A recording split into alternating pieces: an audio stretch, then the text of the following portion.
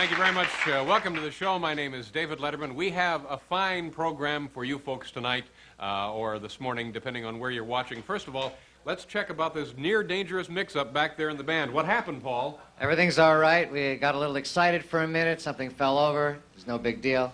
Everything's okay. Okay, and the article which did fall over was? Would be that cymbal, the stage right cymbal. Ladies and gentlemen, this accident could have been prevented. But everything is all right. Everything's fine. Right. Got a little nervous for a minute. Everything's okay. Should we go ahead with the show or take a break and hose down? Charlie? Isn't that amazing, ladies and gentlemen? Our drummer, Charlie, says, let's go ahead with the show. Yeah! Oh, boy. I tell you, you don't see spirit and heart and soul like that anymore on American television, huh? You think Love Boat would go on if they, lost a life raft? No,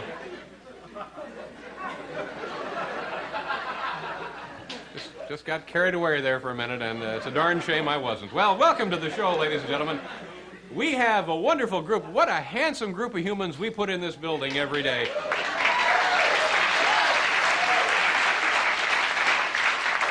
Now, before I tell you about the show, let me explain something that happened out here just outside the RCA building this morning, right there at 6th and 50th. Unbelievable confusion. Started out, a couple of people spotted it. Didn't know what it was, and then a crowd grew bigger and bigger, and traffic stopped, and before you knew it, a couple of thousand people staring at this thing right there by the sidewalk. Nobody knew what it was, and finally a tourist from Omaha came up and correctly identified it as a parking place. So that was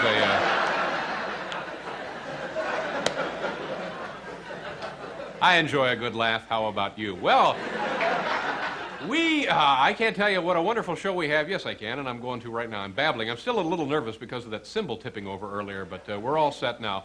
Joe Frazier, former heavyweight champion of the world, will be here tonight, along with his son, Marvis.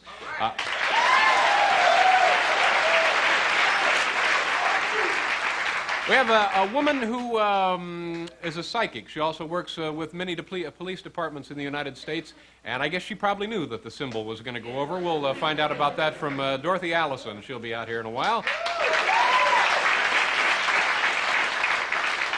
And a gentleman whom I met a couple of years ago, a fascinating talent. He's an actor, a songwriter, a singer, and an all-around fascinating guy, Loudon Wainwright III, ladies and gentlemen.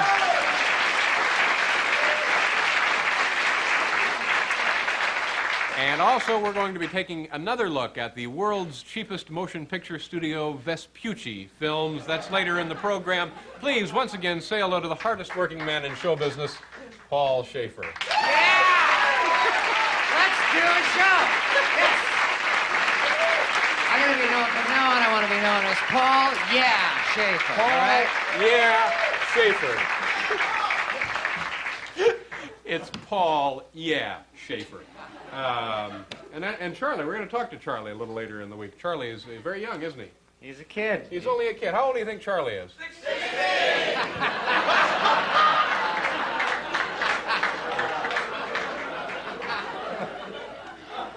How old do you think Bill Wendell is? No. Why, we got a show to do. Let's get over. How did they know you were 16? Second. Oh, I get it. I didn't need to come in tonight. Is that the deal? As usual, the world's clothing designers. Let me what do you say? Compose myself. Thank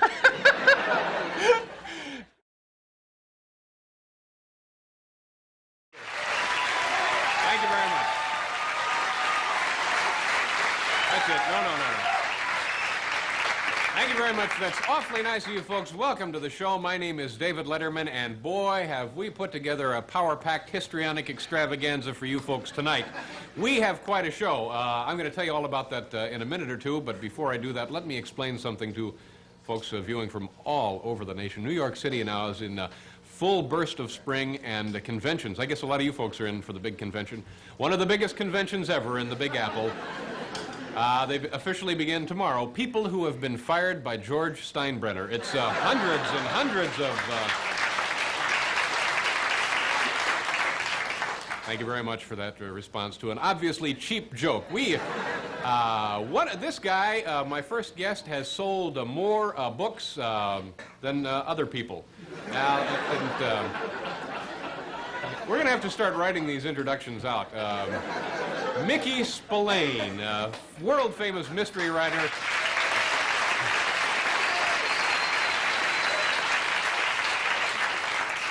And a gentleman whom I've met a couple of times, and if you don't know of him, I'm sure you do know of him, but I think you're going to find this guy to be a fascinating individual. Former baseball great, one of the greatest outfielders to ever play Major League Baseball for the Boston Red Sox, currently with the Chicago White Sox.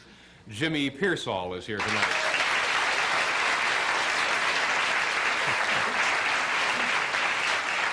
And we're going to take a look at some viewer mail and a few other things. Just trust me, we've got plenty of fun packed away somewhere, as they say when they've got the fun packed away somewhere. Please now say hello to Paul Shaffer. Yeah. That's all I can say. Hi, David. Hi, Paul. It's too funky in here. For those of you who weren't with us last night, we learned, among other things, that Paul would like to be known from here on out as Paul Shaffer, and it was a well, kind of a significant announcement for us, and thank you very much, Paul, for sharing that with us. I have another announcement. I'm leaving the business. You're leaving the business? Yes, I'm retiring from the business. No, Paul. Thank you. No, why? Your show business, or? The whole business, yes. I'm getting out while I can. I'm young. Tonight is your last appearance anywhere? Yeah, anywhere. Gee, so, well. and now, the end is near. Good night, everybody. Now, wait a minute, Paul. Have to get together maybe a little party upstairs afterwards. Paul Shaffer retiring, ladies and gentlemen. Who knew? Well, it's Thursday, isn't it? And kind of put a damper on things, Paul. This this announcement. I hope it's not illness or trouble. No, I'm coming back from the business. I'm back. Oh, I'm going to do the thank show and I'm back. Thank you. I couldn't stay away. I'm back. I learned it's not so great out there. It's better here. Oh, boy, that's a load off my mind. Thank you, Paul. Whew. I think Americans will breathe a little easier tonight. I know I will. Yeah, Paul Shaffer is out of retirement.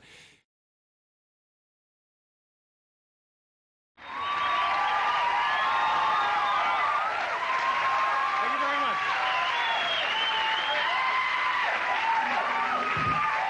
Thank you. Thank you very much. Thank you. Thank you. Welcome to the show, folks. We have a, you know what the problem is? Now, if you're trying to fly anywhere, it's going to be difficult because the Pan American Airlines mechanics are on strike. And I saw an interesting press conference this afternoon. A spokesman for the airline says, okay, what do you want us to do, fly without mechanics? And another reporter says, well, that's what People Express does. Is that even a joke? I'm not even sure that's a joke. Was it, Paul? Well, yes, it's a joke. Thank you very much.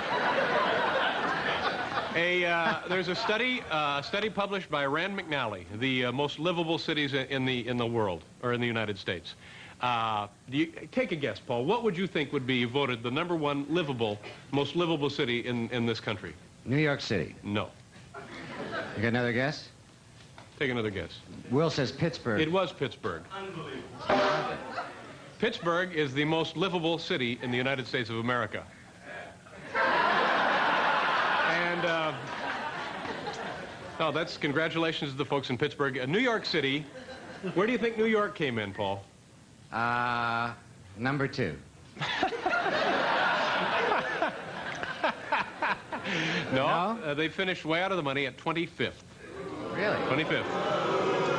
But don't you feel, ladies and gentlemen, that deep in their hearts, the people of Pittsburgh realize that our city can beat the hell out of their city anytime we want? Thank you. We have a, look at this show. My gosh, we got a great show. I'll tell you about it in a minute. Now say hello to our good friend, Paul Shaffer. Paul, how you doing?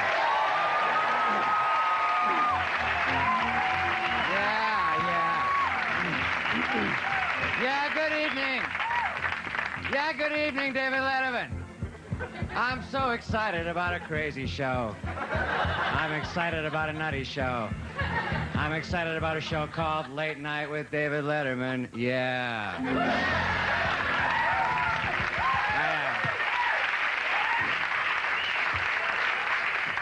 Look at this.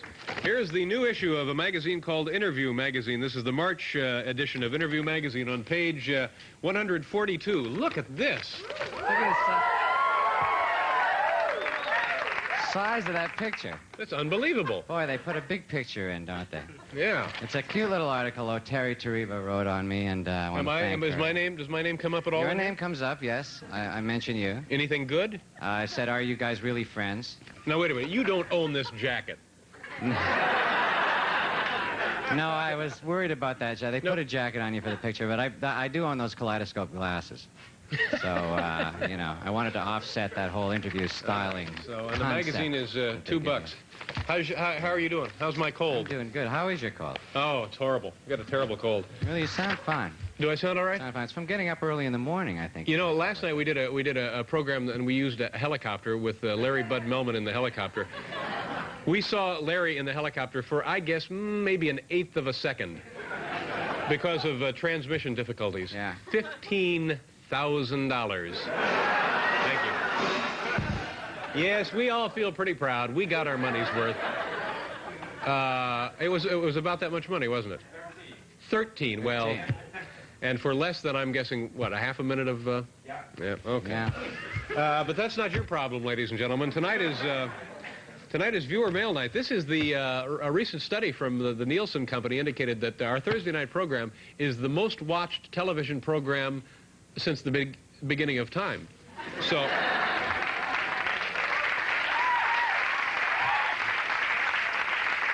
Do you remember the miniseries Roots, a huge audience? We have doubled that figure with our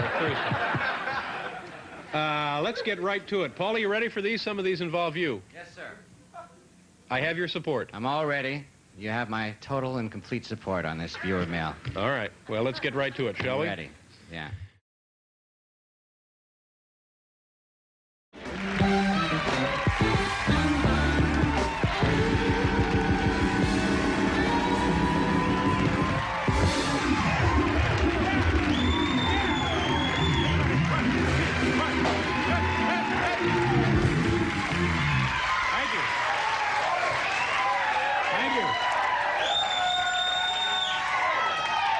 Thank you very much. Thank you, folks. Welcome to the program. My name is David Letterman. You know, this morning I got up, drinking a little coffee, going over the morning morning edition. See, here's the problem. I didn't know whether to say the morning issue or the morning edition, and now I realize it should have been left in the dressing room. No. The morning copy of the New York Times. Americans' 3 favorite forms of gambling. 1, lotteries. Probably would be an easy thing to guess. Putting your money in a lottery. The second one would be horse racing, and the third one is putting your money in an Ohio savings and loan. Gambling.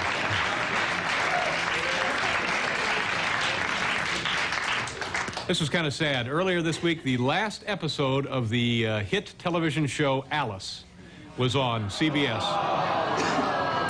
They have been on the air 9 years, and so they had a final show. Someone at CBS went through 9 years of videotape from the show Alice to put together highlights of the show. And you think you have a lousy job. Well, it was only a joke. I didn't mean that. I was only kidding. U.S. News and World Report had an interview with Secretary of State George Shultz, and they said, George, what do you think, since you've been the Secretary of State, is your greatest accomplishment? And he said he thought that his greatest accomplishment was winning the office pool on Andropov and Chernyenko. So, awful. We have a good show, don't we? Let's just start it. Here's our friend Paul Shaffer, ladies and gentlemen.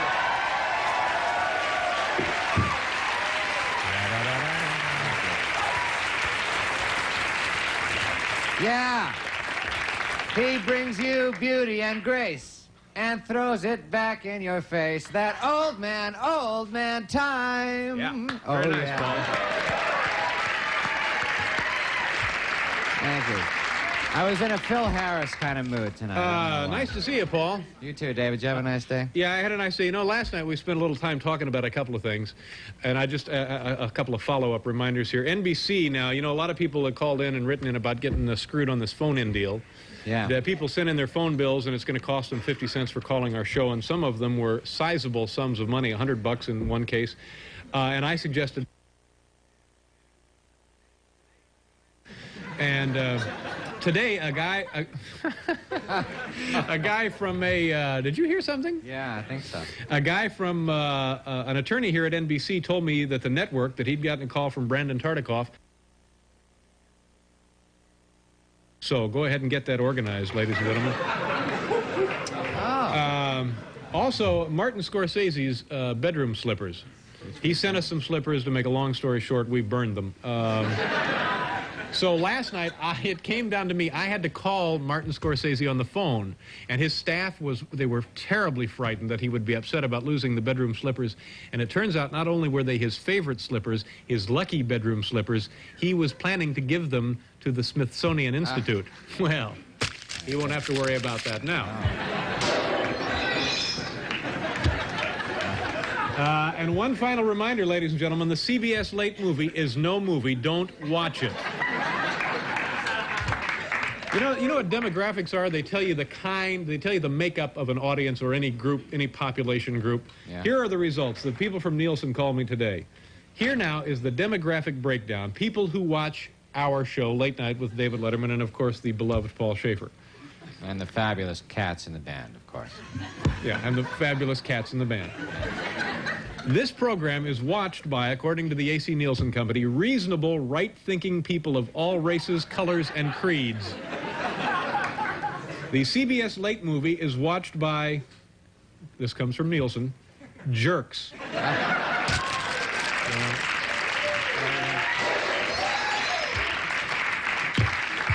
We've got so much work to do tonight, so much important work. Are you ready? Yes, start the show. Let's rock. Well, no, Let's start the show's been in progress now for a few minutes. This is not a preamble, Paul. This is not part of the warm-up. This is part of the show. And it's been wonderful so far. It really has. It's fabulous. Let's keep it going, though. Let's keep on that road. Yeah. Oh, it's viewer mail night. This is the night we answer our viewer mail.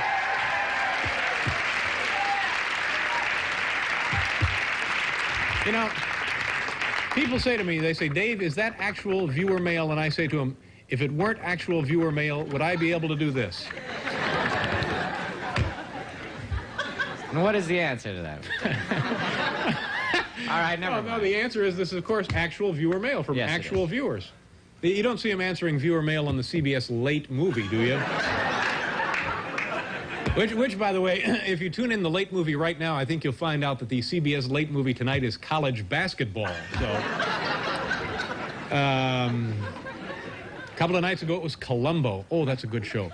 New and not too old, is it? Anything under 2 decades, they'll put it on.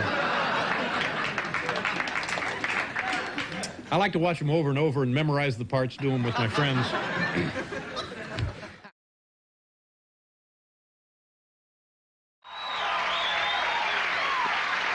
you very much. Thank you. Welcome to the show, ladies and gentlemen. Welcome to New York City. And again today, another wonderful spring day here in New York City. And in springtime in New York City, all teenagers in New York City, I guess, dream of the same things. They dream of love, they dream of romance, and they dream of early parole. So it's a... I like that. That was all right. Well, you know, it's bad news for the folks down there at Tulane University. And I find this really a tragic situation. I guess it was at least 3. I'm not sure of this. I think 2 or 3 players were involved in shaving points, fixing games. So they're thrown right off the team. And I guess the team will probably be suspended, which is really a darn shame because next year they were going to be 18-11.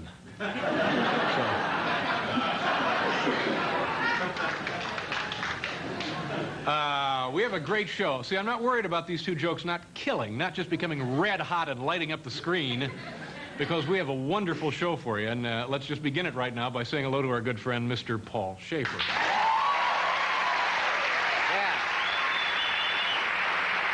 Thank you so much.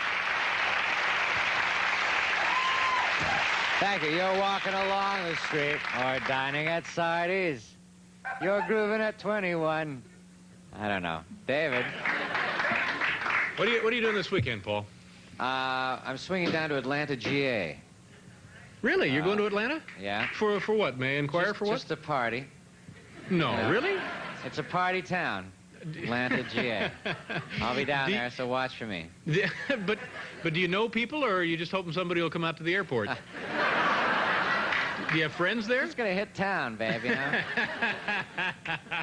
Hang around the baggage carousel and see what develops. But no, seriously, you have friends there?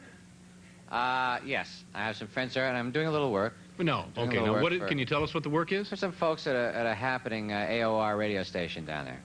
No, I don't know what that means. Album-oriented rock. Album-oriented rock, and they're bringing you in, probably paying every step of the way for you, aren't they? They're paying your airfare. Yeah, first class. Putting you up in a nice hotel. First class all the way. Yeah. Room service. If anything I want, yeah. Honeys. Well, don't get me in trouble. But I will be down there, and then I'll be back. You know. I'll tell you all about it. Well, it sounds like a full agenda to me. I'm going to be on the radio down there. I'm a radio kind of guy. You're going to be on the radio? Yeah. Well, now, you were on the radio here in New York for a while. For a while, until, you know, we had creative differences. So now... I wanted some more money. Uh-huh. And now you're going to be on the radio in Atlanta? Yeah. I'm going to do a brief appearance in the morning. In the evening, I'm going to be at a club down there on the radio, live from a club. Now, are you going to be flying back and forth every weekend? No, just this one, kind of one nutty weekend with the good folks at a radio station, the call letters of which I will be telling you on Monday. Oh, okay. You don't know the call letters now. Oh, that's nice. They've already sent you the ticket. They've already confirmed the hotel. And you don't know the call letters. Whoa. Well, yes, this promotion is paying off in spades for those folks in Atlanta, isn't it? Yeah, they're down there smoking big cigars now. Yes, sir. We got this boy right where we want him. Well, you know, to get a plug out of me, that's a different story. Yeah, so if you have a nice time, then maybe you'll mention That's him right. on Monday. Depends on, you know, the honeys. You ever been in Atlanta before? Yes, I have. It's a very nice town. Very exciting place to be. Oh, I know. We got to get going. I know. We've got a jam-packed show. We have so much entertainment to get in tonight.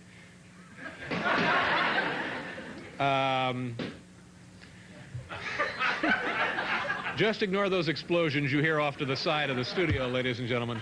It's viewer mail night, folks. These are actual viewers from actual letters or words to that effect.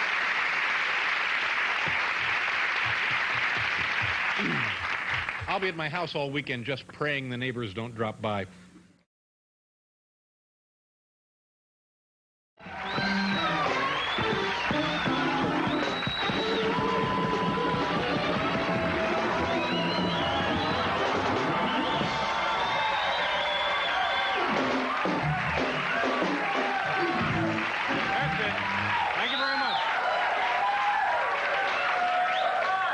Thank you. Welcome to the program, ladies and gentlemen. Now, you're viewing this show.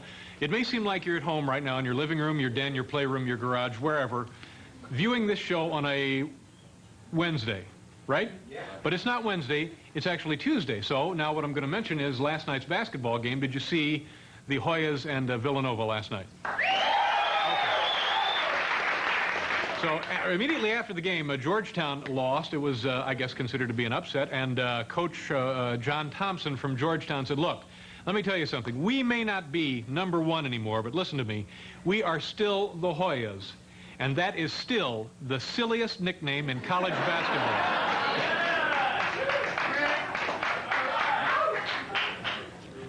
Yeah, the Hoyas. What is a Hoya, do you know?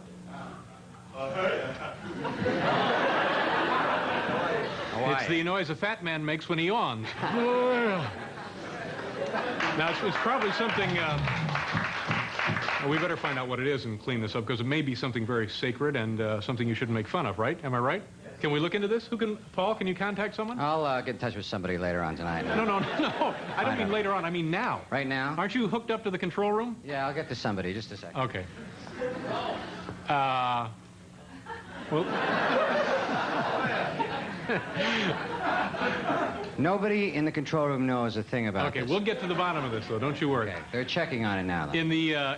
Meanwhile, in the New York Post today, there was a survey. They polled women about sex. 61% of the women in this poll said that they preferred... Now, this was interesting. They preferred... This was in New York City. I'll get to the joke. They preferred... Will you stop doing this? Yes, I will. They preferred... he can't be stopped. Paul, any news on the Hoyas? We're checking on that. They preferred... 61% of these women polled, and I guess you know how painful that can be, said that...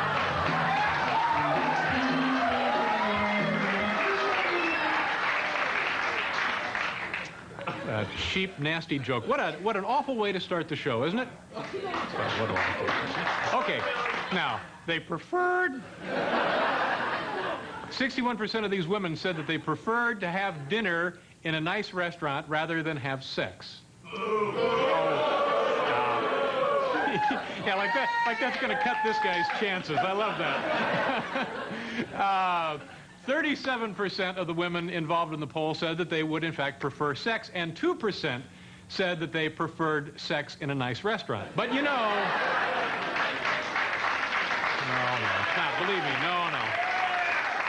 Say hello to our good friend, Mr. Paul Shaffer, ladies and gentlemen.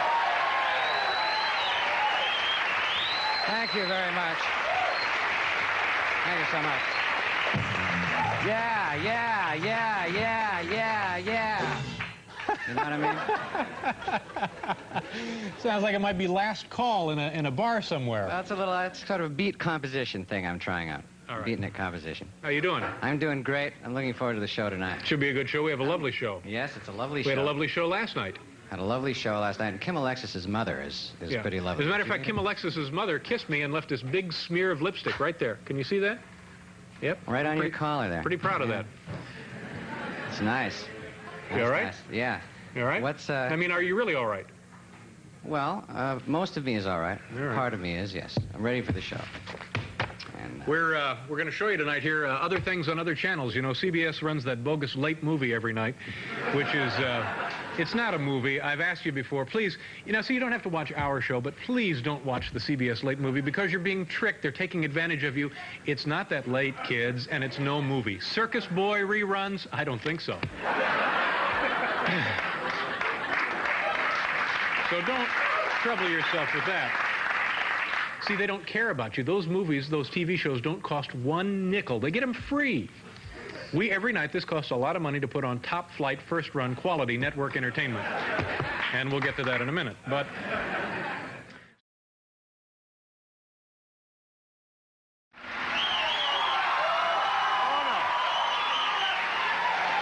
Thank you. Thank you very much, Paul. Thank you. That's very nice of you folks, and welcome to the show. For those of you who may be watching for the first time tonight, this is our Thursday night show, and because of the popularity of this show, because of the overwhelming popularity of this show, people have been bringing their own radios to the studio. And from time to time, they'll be dancing in the aisles. Is that worth looking into, or should we just pretend we don't? You probably can't hear this at home, but we hear Tina Turner quite... You hear that, Paul? Is that your doing? Yeah. Let me check with Hal, our director. Excuse me, Hal. Yes, Dave. What, do you know, are you aware of the fact that we have Tina Turner singing out here in the studio? Yeah, why? Well, it's just that about 5:30 every night we do a show out here. We'll work on it, Dave. Okay. I hate to spoil their fun, you know, they... Just go ahead with the show. Okay, I'll do what I can, Hal. That's we all heard it, though, didn't we? Yeah. Hal, on second thought, better have that standing by in case things get slow. Okay. Anyway, it's our Thursday night show, and welcome to it, and you're in for a fine program. By the way, this show almost double the ratings that... Now, what was that? Lord! Let's just... There's no point in screwing around. That's it. Good night, folks. Run for your lives. The superstructure of the studio started to buckle over there, so... Okay, so these are two pretty obvious signs that we shouldn't be in here. You know, they say back in the 30s there was some kind of a murder here one night, and the ghost still haunts the place. Well, anyway, what was I talking about? Oh, the ratings on this show, on our Thursday night show, for some... for some reason are unbelievable. It's like twice the size of the average Dynasty audience, and we're always... You know what's happened here in New York now? We had a very dry winter, and so today Mayor Ed Koch issued a drought warning for the city of New York, and we're supposed to conserve water wherever we can. Now, that, of course, is just what we need, another excuse for the world's dirtiest city to use less water. So... Now, the other deal is the circus is in town. Did you go down to see him come in, Paul? No, I didn't make it down. I usually get down there. I know you usually go down there to see the circus. When they put the show up, yeah, when they That's erect right. those big tents. Help them out with the big top, don't you? I pound in some of those things, you know.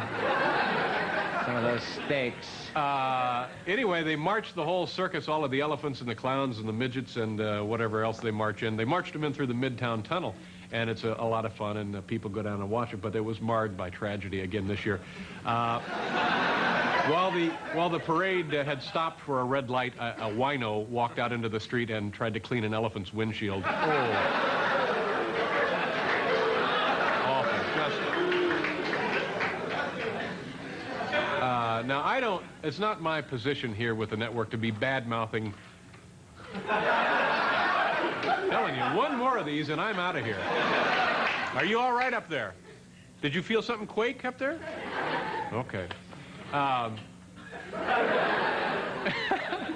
What do you pay for a seat like that, sir?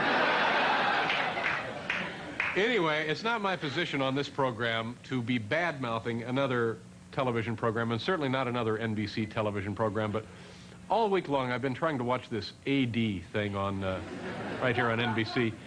And, you know, it's all right, it's in color and there's music, but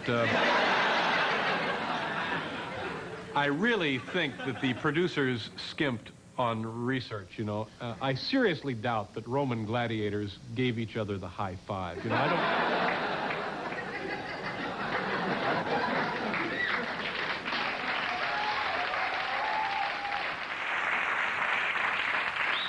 Seems like it's been a long night already, doesn't it? Well, let's get on with it. Say hello to our good friend, Mr. Paul Shaffer. Paul, how Thank you very, very much. Thank you all so much. Yeah, yeah, yeah, yeah, yeah, yeah, yeah. Hi, Dave. How are you? I'm great. How are you? You know, I have an idea for us, Paul. Yeah? You and I on this show will start being nicer to people. We'll just start being nicer. Why? Why would you say that? Well, because we don't, it's not our purpose here on the show to hurt people's feelings. We're all here to have fun. We're here to have camaraderie, a good time, some... or then again, maybe not. This sounds like somebody who's recently hurt someone's feelings and feels a little bad about it. No, and I didn't say that, but I just think that, you know, it's not we don't want to say things about people hoping for laughs and then we later get phone calls. We don't want to do that. Somebody got a phone call? Well, no, I'm not saying that happened, but I'm just saying that we want to prevent that from happening.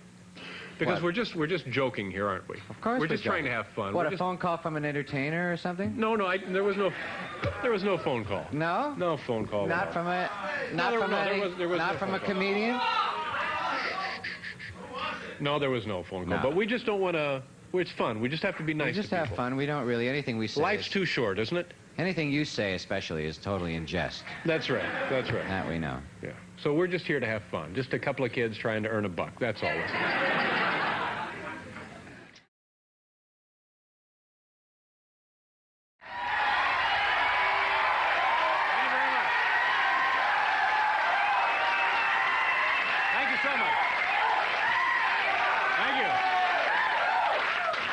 Thank you, ladies and gentlemen. Welcome to the big broadcast, and I feel confident that tonight we really have a special program for you folks at home. Boy, interesting things going on here in New York. Now, I don't know if you remember this. A couple of years ago, a woman who was a police officer with the New York City Police Department was fired, suspended, and then I guess fired because she posed nude. Now, some 2 years later, she has been rehired and reinstated. And because of this, a male police officer claims that he also should be reinstated. But a New York Police Department lawyer pointed out that the woman in question, Miss Borges, I believe her name was, posed nude in a men's magazine, not in a kitchenware department at Bloomingdale's. So...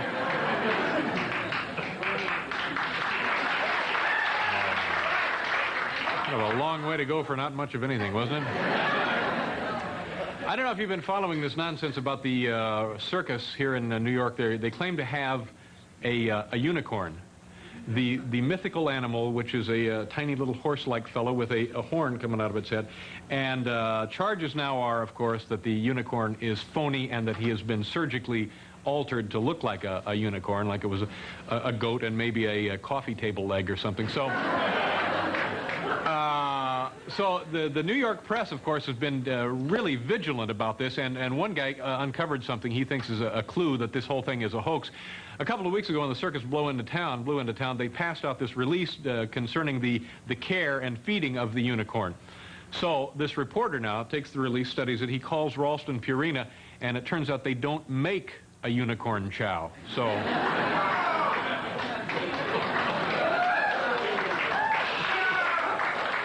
Oh, my God. Well, we're just out of time, so one more and then I'm a ghost. Well, yeah, I better do one more.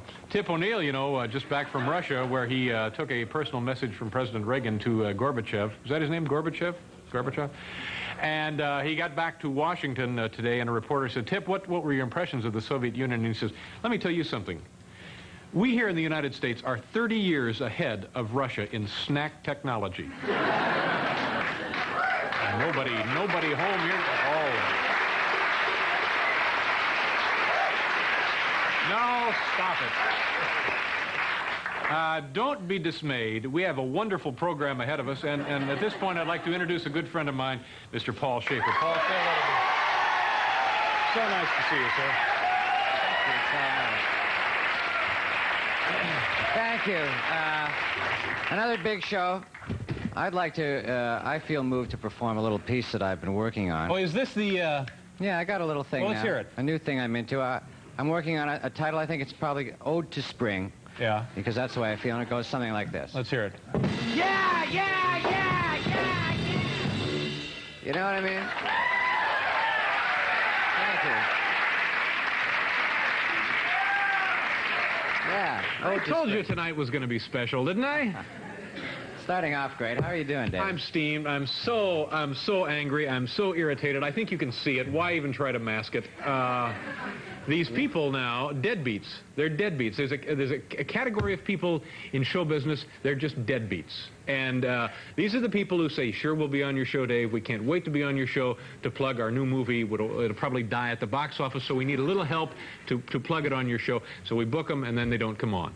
They just lie to us. They say, sure, we'll be on, and then they evaporate. So starting tomorrow, we're going to take drastic measures. I don't know what exactly, but this happened to us last week, and somebody pulled this, and you just can't do that. Dustin Hoffman was the first to do it, and I think you know what we've been able to do to him. Yeah. Woman was in a very popular movie, was going to be on the Thursday night, said she couldn't do it, was leaving the country, and now it turned out she was on the Regis Philbin show or something instead. What? So, but tomorrow night, we're going to start naming names. Naming names? That's naming right. all the people that promised that That's right. Be on the show. Deadbeats. Deadbeats. We'll take care of them. Deadbeats to cancel that? You can't pull this. You can't pull it and get away with it. Dustin Hoffman. Huh? Dustin Hoffman. Yeah. Pulled it. Yeah, has he worked since then? Not this show, baby. Oh, that's right. Not sure. this show. He did that little death of a salesman deal, but... Other than that, nothing. No, nothing. Also, tomorrow we have exciting news. So seldom do we have exciting news, but tomorrow we actually have exciting announcements to make, don't we? Yeah. These will rock you to the very marrow of your being. These announcements tomorrow. Anything else? No, we got a good show. Let's get on with it, shall we?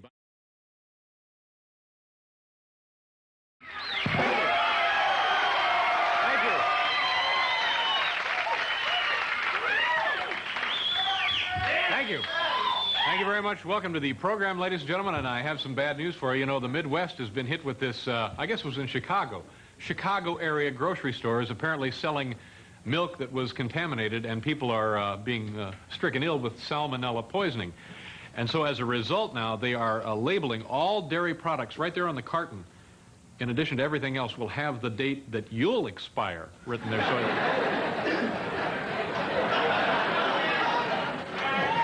So today is the 10th anniversary of the final United States withdrawal from Vietnam, and to celebrate, President Reagan is considering a gala invasion of Nicaragua.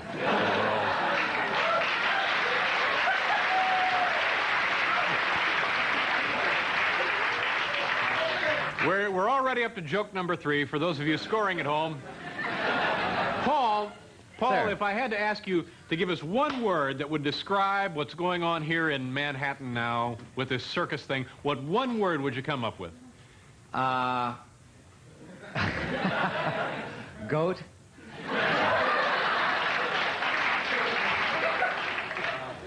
Unicorn mania. Unicorn mania has struck New York. That's right. The circus is in town, and they, of course, brought these 4 things they're calling unicorns with them, and other people say, well, they're goats that have been altered, and it's pretty unpleasant, but it's hard, I tell you, ladies and gentlemen, it's hard not to be cynical. The circus now, Ringling Brothers and those people announced today that they're marketing a whole line of unicorn merchandise. Well, there's the unicorn ring toss game. The unicorn donut holder, and of course the marital aid. And I don't think that...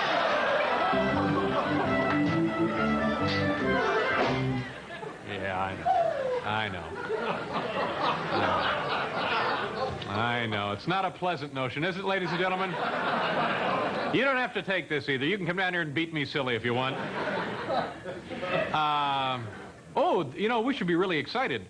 We have a wonderful show, and here's Paul. Paul, say hello to our friend.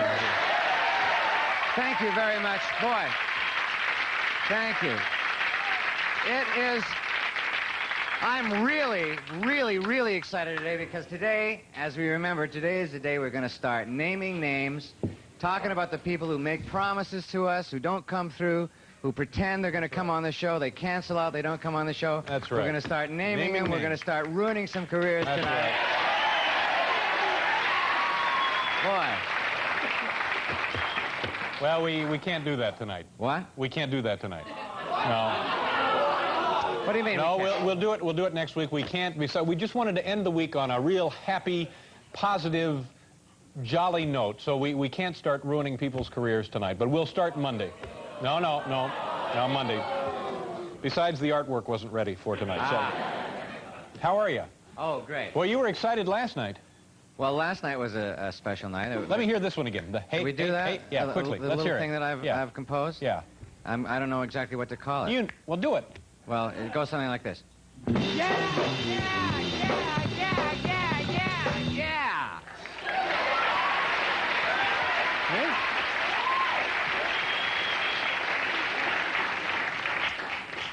Now, that's a lot better way to start the show than by ruining people's careers. Yeah, I think you're right. I think you're right. Yeah. Also, ladies and gentlemen, the reason you've turned in, the reason most major hospitals reschedule surgery at this time on Thursday, it's viewer mail night. Let's get right to it, shall we?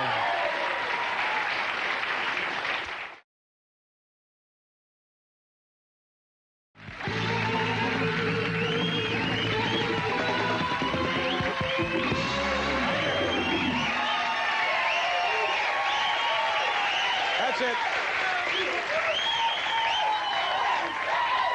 Thank you. Thank you very much. Welcome to the show, ladies and gentlemen. Well, did you, I guess you saw, did you see it, Paul, the big fight last night? Did you see, anybody go to see the fight? Yeah. Unbelievable fight. Marvelous Marvin Hagler knocks Thomas Hearns out, technical knockout. 2 minutes into the third round. The total fight lasted 8 minutes, and I figured it out today. That means that ESPN will be able to show it 165 times a day. Well, let's see what would be number 2 on the big list of jokes tonight. We may not have a runner-up tonight. Now, I don't think that this television program, the Lord has been good enough to give me my own show, and I don't think it's my place, really, to use this as a forum to criticize other television shows. Do you? Yeah. Okay, well, You talked me into it. Now, but I've been watching the CBS mini documentary, Space. And, you know, it's details. If a network is going to spend a lot of money to put together a mini documentary, they should do more research. I'm sorry, I really don't think that German rocket scientists who came to this country after World War II were big Minnie Pearl fans. I'm sorry, I don't...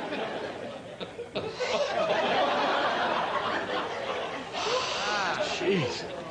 Woo. Let me just take a second there to collect myself. Well, let's go on here. What do we got, Kevin? Anything else there? Let's go back to number 2. Well, this will work. Yeah, this will be... Yeah, this is a good, cheap, nasty joke. Sure, this will... Did you get your new copy of McCall's magazine, Paul? I haven't received it yet in the mail, no. Why? Why do you ask? Are you going to talk about your haircut later?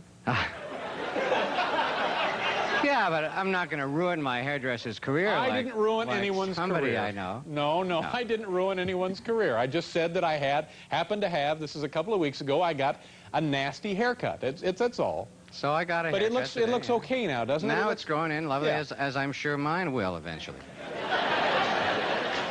Not to the degree yours grows in, but you know. Are you still getting yours cut in your sleep? Is that the problem?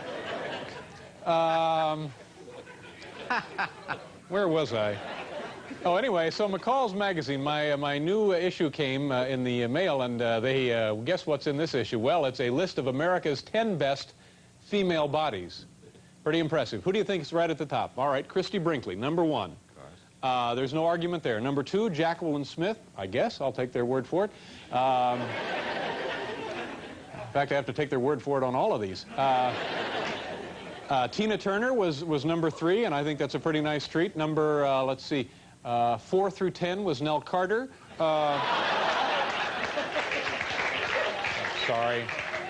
I know, I'm sorry. It was an awful, cheap, terrible joke, but it got a laugh, so what? Now, we got a good program. I'll tell you about it in a second. Here's our friend, Mr. Paul Shaffer, and his haircut, Paul. Thank you very much. Thank you. You know, when an entertainer gets to be my age, he starts to philosophize. How old are you, Paul? Well, I'm 35. 35 years old, yeah, and I'm no different than any other entertainer. So you've been doing some philosophizing, some introspection, some soul-searching, some rumination.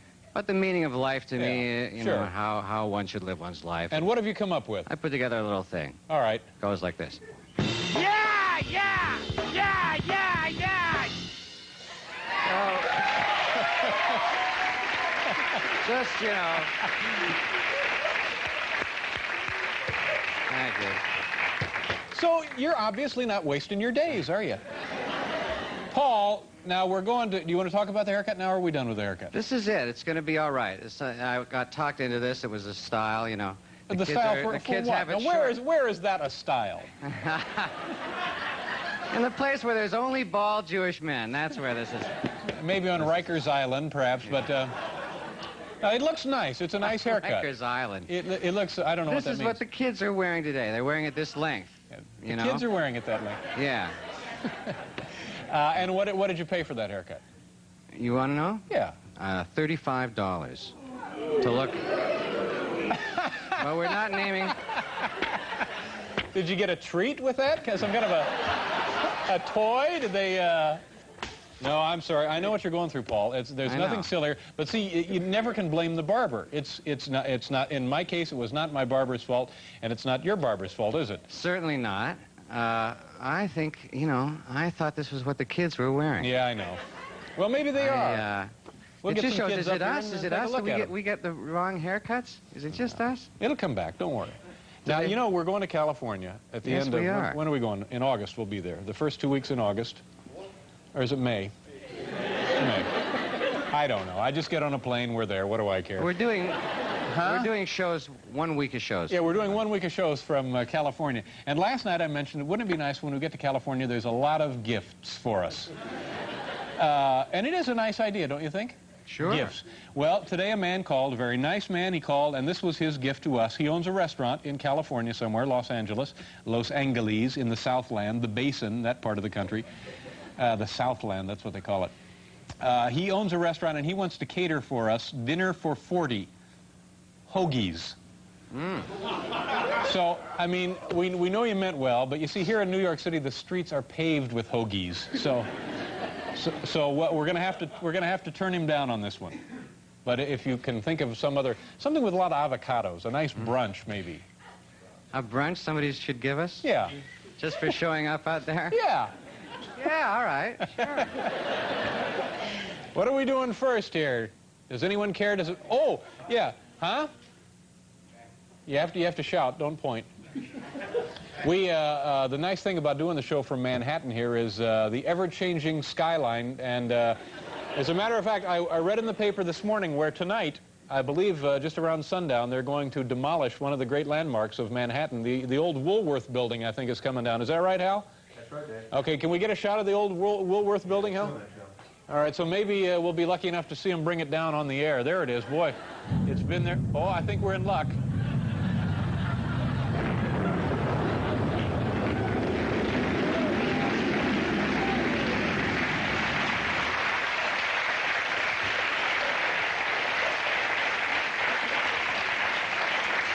Boy, what an effect that was, huh, ladies and gentlemen? That's one of those George Lucas jobs, isn't it? Do we have a replay on that, Hal? Yeah, here it comes. Okay, let's take a look at the old Woolworth building. Good Lord, I hope they cleared the streets below before they dropped that.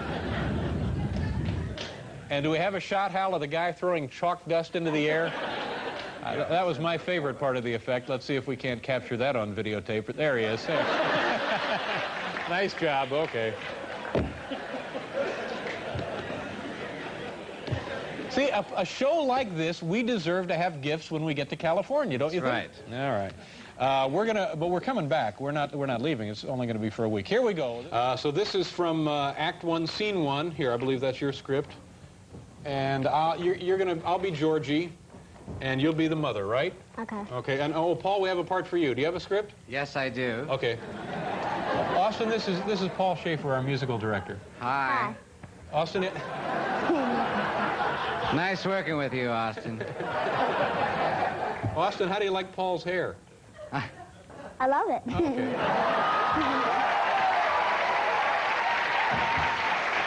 The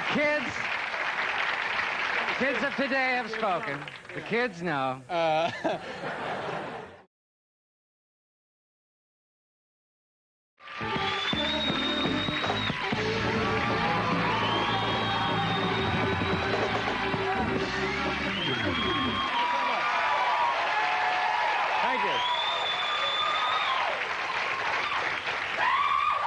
Thank you very much. Welcome to the show, ladies and gentlemen. I have an announcement.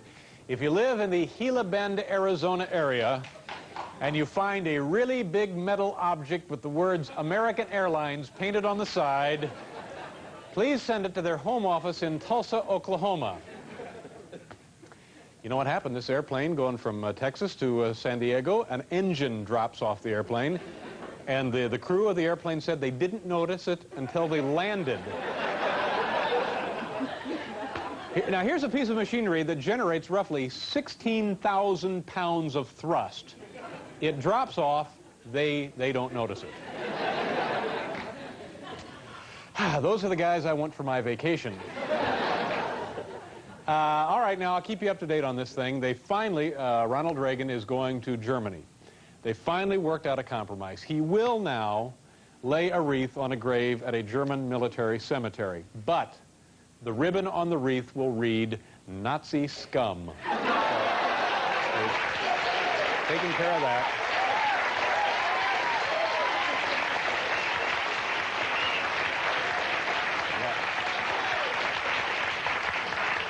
Now, it turns out one man was responsible for suggesting that Reagan pay a visit to the cemetery, and earlier he also suggested that the president send several copies of Eat to Win to Ethiopia.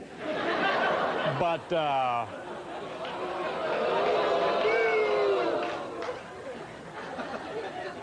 you're forgetting who's sitting in this audience with you folks tonight. I think we're going to have to stop accepting gifts from the studio audience. Moments ago, I was up visiting with the audience, and two lovely women, one from North Dakota, where was it, Bismarck, ma'am? Yeah, Bismarck, and the other one from, was it Greenville, South Carolina. And they appear to be normal, don't they, these women? For all practical purposes, they look like they're probably responsible humans. They probably, you voted in the last election, didn't you? In the last election. That's it, ma'am. Do that again. Let me do that again. Well, no, you've accomplished that. I'm sorry, what, ma'am? Oh, no. Let me tell you, this woman, actually, she wasn't the worst offender. The woman from Bismarck gave me a little, and you made this thing, didn't you? A little thing she made. What was that? What did you say? Oh, your dad did it. Oh, Lord, this country, ladies and gentlemen, is just... Give it to me, Bill. All right, now I'll just show you. I can show it. I won't pull the string, though, which is kind of the story of my life. But, see, it's a little guy in there. It's a little guy. That's it. It's a little guy.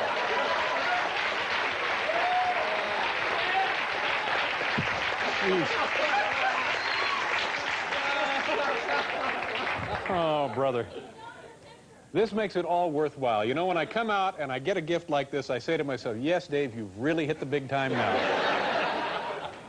And it's getting worse. You say your father made this. Oh, please, folks, move into the city. God. Here, Paul, take a look at that thing and tell me if you don't think we ought to have this woman strip searched or something.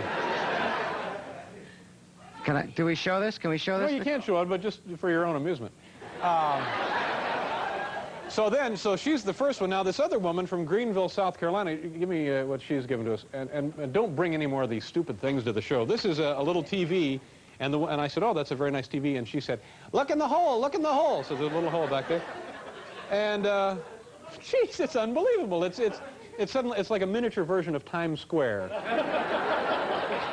It's every disgusting, indecent, obscene thing humans can do right here, ladies and gentlemen. Just... And now the woman tells us she's in charge of Girl Scouts, so... There you go, Paul. Where was I? Have I done those hot opening jokes we all... Oh, now you're talking. It's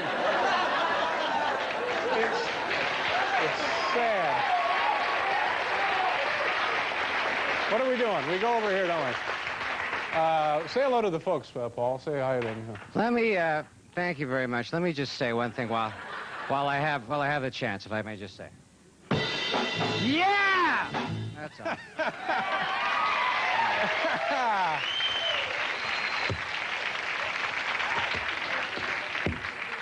How you doing? I'm doing fine. Are you excited? I'm very excited. You have new glasses? Are those new glasses? I got a new pair of glasses today. They look good. Well, this is the Revenge of the Nerds is so damn big now, yeah. You know.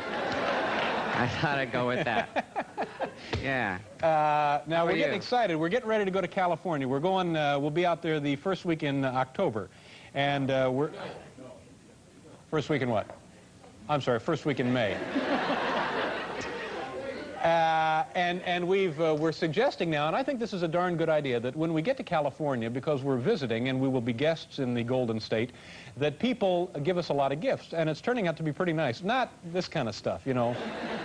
Now, a couple of nights ago, a guy phoned in and he said he would cater a party of 40 with a 14-foot hoagie, which is either a sandwich or a surfboard. We're not sure, but we're looking into that. Another concern called and said that they would cater a party for us at the home of Liberace. So it's looking better. But you know, I think that there's no reason why civilians ought to be responsible for giving us gifts, right, Paul? It should be the network. Well, you're right. Yeah. You're right. NBC should really. NBC, and I have a couple of ideas for gifts, and I want to get them in right now before Bill Cosby decides to renegotiate his contract. Yeah. I think what we would like, and I haven't talked to Paul about this, but if NBC can just do this one thing for us when we go to California, it would be very exciting for me. I'd like an ice sculpture of Paul and myself. Oh, that's a nice idea. Yeah. Do you have anything you'd like from the network when we go out there? When we go out there? Yeah. How about white stretch limos for each guy in the band? Okay. That's just for the duration of the stay out there. And a lot of hostesses. I think the studio should be crawling with hostesses at all times. Do they have Valerie Perrine under contract for anything? I don't think they do. I'd Paul. love to meet her, you know. That's one thing. All right. Let's get on with it, shall we? Thank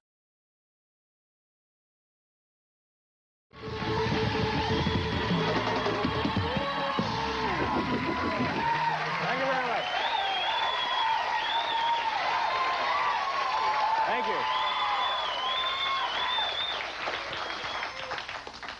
What the hell's happened here? Ty is headed toward magnetic north at all times. Thank you very much. Welcome to the program, ladies and gentlemen. And I know we have a lot of people from out of town.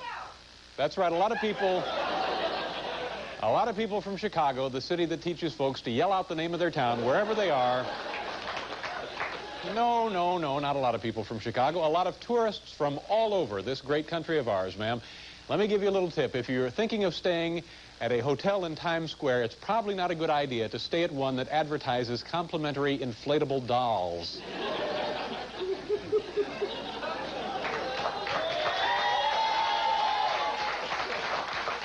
This morning on in the middle of the New York Times, there's a fascinating article about people who have multiple personalities, folks who have several different personas inside of them. And there was an interesting follow-up comment from other folks who had read the article. Walter Mondale, for example, said he didn't think it was fair that certain people in this country got several personalities when certain others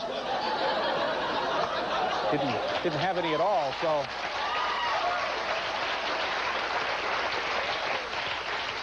thank you. Pretty current joke. The election was in November, I believe. Well, we had to do a little mining for that one, folks, so we'll run some carbon dating tests on these now. Where are we now, Kevin? Up to number what? Okay, well, now, this week's Fortune magazine published their list of the 500 top United States corporations, and I guess you could guess. Well, Paul, maybe this is a category you'd like to guess on. They're pretty easy. The first one, what would you think the biggest corporation sales, I guess, ranked by sales? What would that be in the world? Biggest selling corporation in the world? Biggest money-making. I would say Exxon. Exxon is right. Congratulations, Paul. Nice going.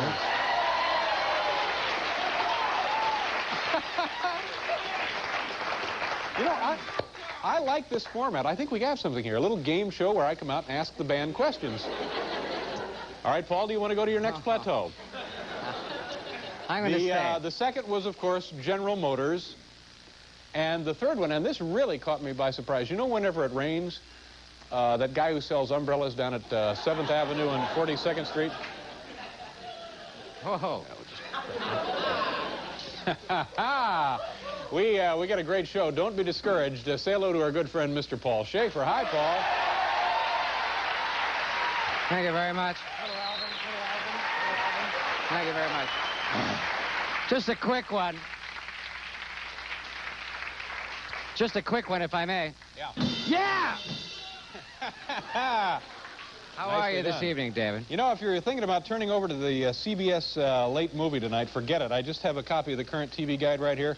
The CBS Late Movie tonight, the Ted Turner story. So you're not going to waste your time on that one.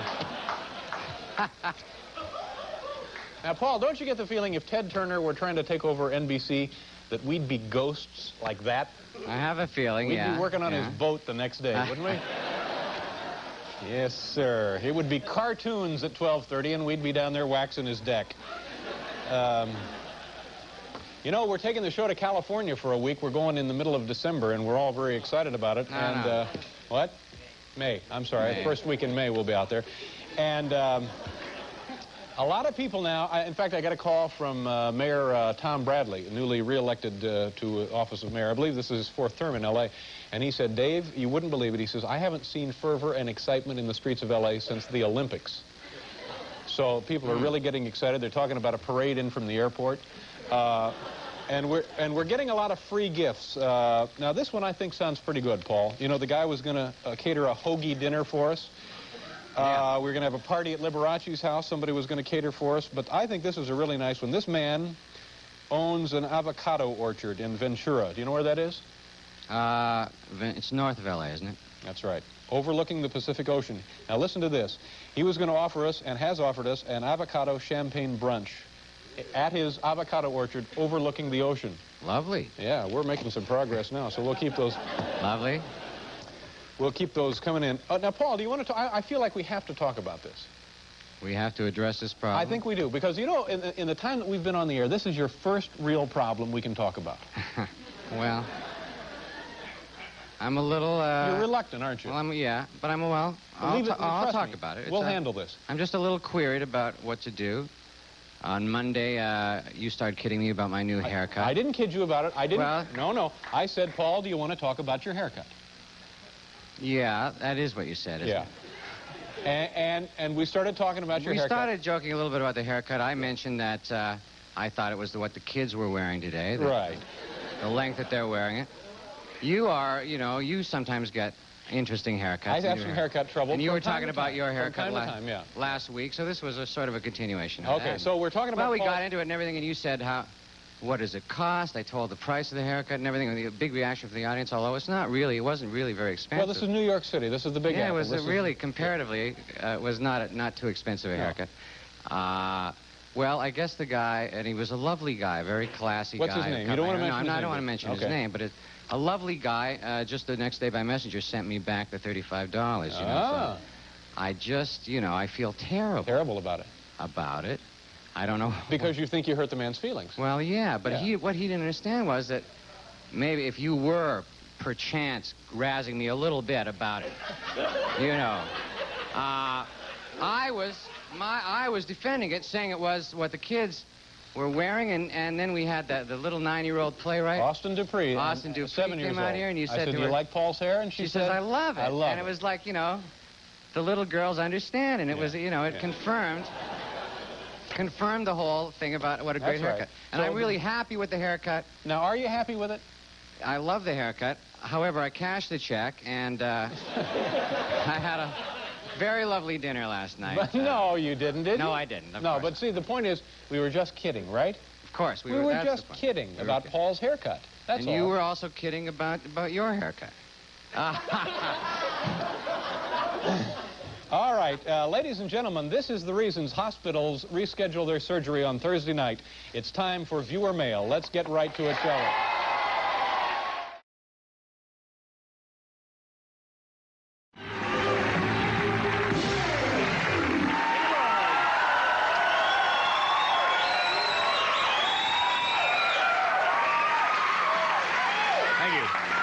Thank you very much, ladies and gentlemen. Welcome to the show, the beginning of a new week, the beginning of another season. It's springtime, although here in Manhattan today it was 110 degrees. And the beginning of a brand new theater season. Have you seen the new show on Broadway, Paul? Oh, unbelievable. Ticket lines around the block. Chipmunk Mania. Starring the Bee Gees. Not the original, but an incredible simulation. So now what do you think of this Reagan guy? Now, he's got himself in knee-deep here in trouble with this trip to Germany, and a reporter asked him, I guess over the weekend, they said, now, President Reagan, do you feel that the knowledge that you could end life on this planet simply by pushing a button, being the President of the United States, is that a wearying responsibility? And Ronald Reagan said no, he actually considered it kind of a perk. Kind of a perk. But you know, they arrested neo-Nazi David Charles Tate in the hills of Missouri today, and later a White House spokesman announced that Ronald Reagan had sent him a fruit basket, so that was nice. That was a little too much, wasn't it? Yeah. I was forced to say that. I didn't have any choice. You're in a good mood. Do we have a good show? Well, we'll see you in a couple of minutes. Now, say hello to our friend, Mr. Paul Shaffer. Paul, how you doing? Thank you very much. Thank you very much. You know, if I had one thing to say, yeah, it would be something. Scared the hell out of me. Along those lines. Did you have a nice weekend?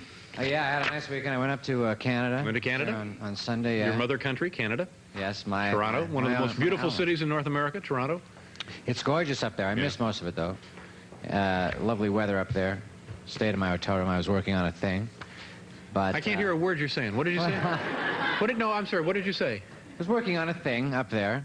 What kind of a thing? Hmm? What kind of a thing? A thing I'm going to be doing on Wednesday, which is why I'm going to... Oh, that you won't be here Wednesday, have to take the day off. How many days have you missed since we've been on the air? This will probably be about my fourth, just about my fourth day, I think. 4. Okay. Is that all right?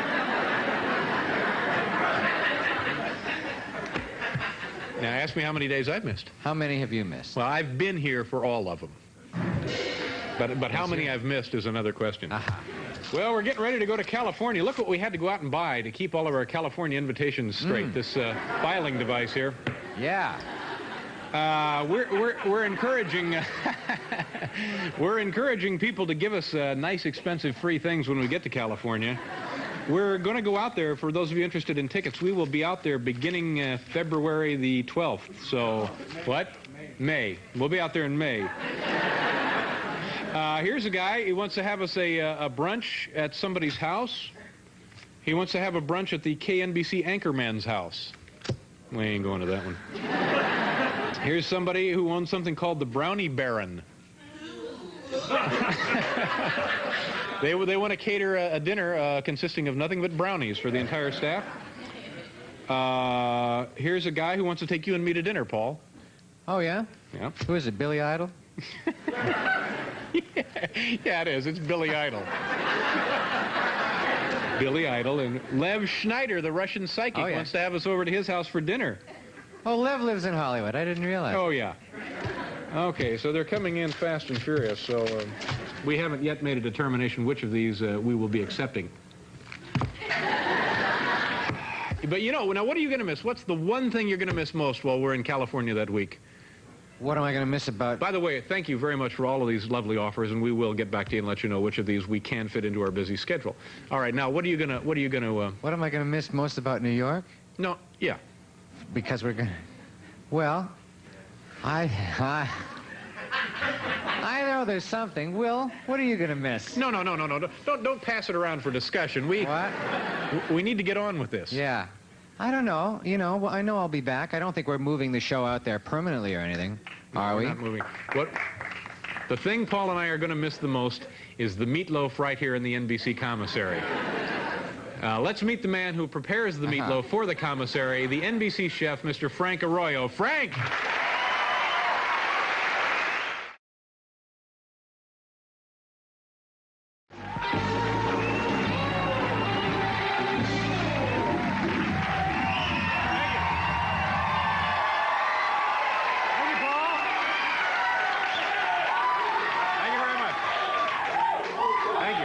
Thank you. That certainly makes me feel good. And welcome to the big broadcast, ladies and gentlemen. Well, I guess by now it's no secret. Coca-Cola today, earlier this afternoon, held a press conference to make a major announcement. They are making a change in their soft drink. The recipe has been around for 100 years. They are going to make Coca-Cola, after 100 years, sweeter.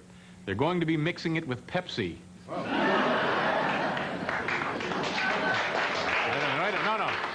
All right, that doesn't count. Let's go on to number 2 and see what you think of number 2. You'll have your choice, and the one you don't like, we'll delete in editing. Now, I think finally we're beginning to understand a little something more about Ted Turner and his motives for trying to take over CBS, this whole CBS deal. When CBS told him that his offer was nowhere near enough to take over CBS, he said, okay, well, how much would I need to take over Diane Sawyer?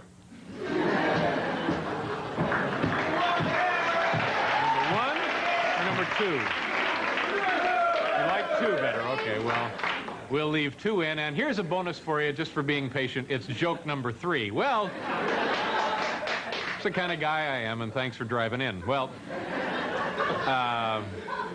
top Soviet leadership will be in the United States, will be in New York next fall. And Mikhail Gorbachev, the Soviet leader, he will be the first Soviet leader to leave Russia in 6 years. In fact, he will be the first Soviet leader to leave his bedroom in 3 years. See, that's 3. That's just an extra.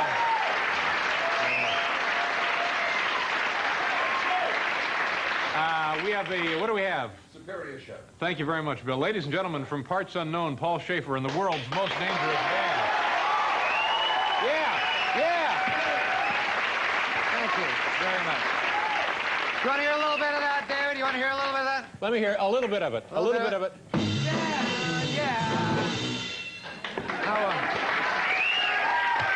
Now, let me ask you something, Paul. For people just tuning in, say people who have just moved to the United States, people just in North America now for the first time viewing the show, explain to them what exactly that little music means, that little anthem, that little overture. What does that mean exactly? The overture? Yeah. It's just a hip way of starting off a nutty show. Uh-huh. And do you find that people enjoy that? The word on the street has been marvelous on it, actually. All right, well, there you go. I wanted to ask you about that thing I heard about in the colleges. Do we have time for that, or should I save that? I don't know what you're talking about. You know Lisa Birnbach, the girl who writes about colleges, a college handbook. Yeah. She told me that there's this new drinking game in the college campuses, the David Letterman drinking game, where they have the show on, everybody's got mugs of beer and stuff, and when you say hello to Paul Shaffer, they all have to chug the mug.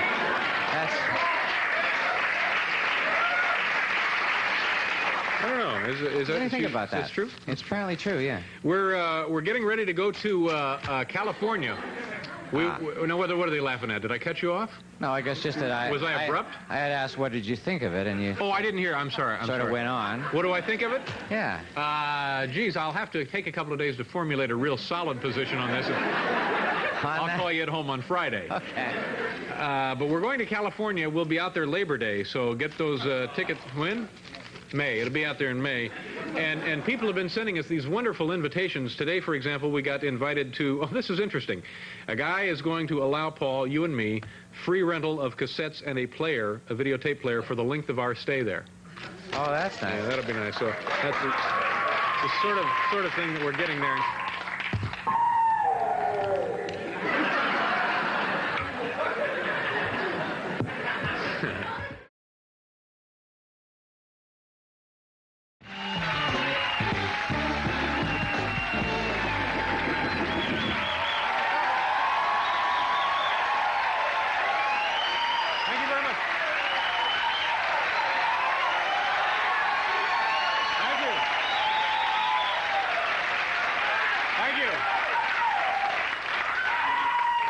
Ladies and gentlemen, welcome to the program. My name is David Letterman. Well, it happened again. Now, this is twice now within 3 weeks. The Coca-Cola Company, I think they've lost their minds. They announced today another major press conference to announce that they're changing the formula. They're changing the taste of Coca-Cola again. This time they're trying to get a more garlicky taste. The hell has gone wrong there? If you're visiting from out of town or you're a native New Yorker, well, we have some good news for New York. And I must say, I'm the first one to commend the City Council and the Mayor's office whenever they do something that will really enhance the quality of life in Manhattan and all through the city of New York. For example, the New York Council has voted now, New York City Council, that beginning July 1st, arsonists must use unleaded gasoline.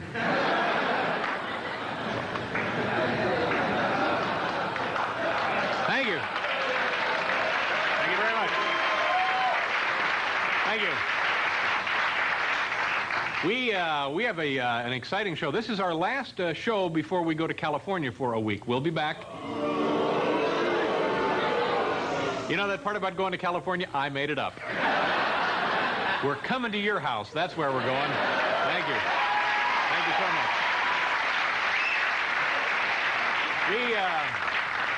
We have a keen show. We have a what, sir? Oh, wait. I'm sorry. Let's clear this up. All right, go right ahead. Say it once more. What did you say? I said gag me with a spoon. Okay, fine. Thank you very much. A great big guy. How tall are you, sir? 5 foot. Give you any idea why we're going to California? But we're coming back. That's the important thing. But we're going to be out there. And, Paul, we're going to be treated like, what are we going to be treated like? The audience said, like tourists, which is probably not too far off the mark. It's Paul Shaffer, ladies and gentlemen. Thank you very much. Let me say this.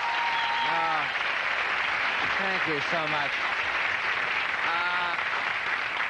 Big show today. I have nothing but good, supportive feelings. I am up about it. I'm excited about it.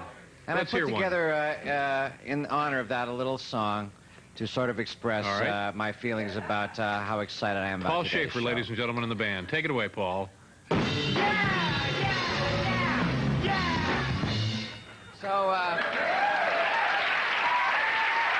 thank you very much.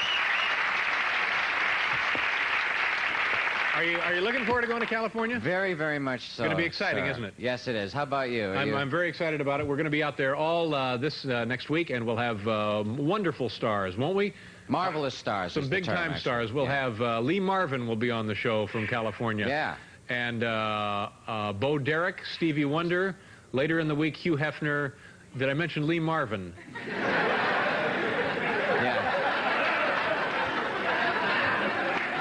All right, Lee Marvin's not final yet, but we don't have to have him on, but he'll be on. And also Johnny Carson will be on, or so they say.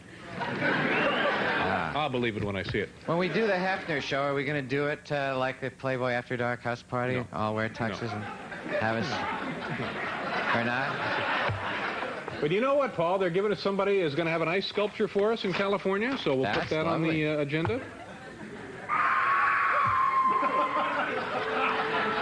We were in, somebody invited us to a party. I don't know exactly what the kind of party this was, but invited to this party here. Yeah, you don't want to miss that there. That's all right.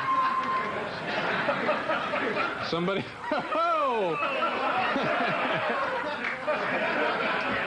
Somebody wants to take us out for chili dogs, Paul. That'll be one night. A lot of wonderful invitations from all of the friendly folks there in Southern California, and we certainly appreciate everybody who gave us these wonderful gifts. Dear Dave, my family owns a tortilla shop in Fresno. Mm-hmm. Do you want a free box of corn and flour tortillas? Of course we do. Why do you think we're going? Dear Mr. Letterman, I'm very glad you will be coming out here to do some shows. I would be most happy to fill an eyeglasses prescription for you and Paul. A tour of Knott's Berry Farm. Another brunch on the beach in Laguna Beach. Oh, that's beautiful. Have you ever been down there? It's very nice. A box of cigars and a tour of Big Surf, the man-made beach in Phoenix, Arizona.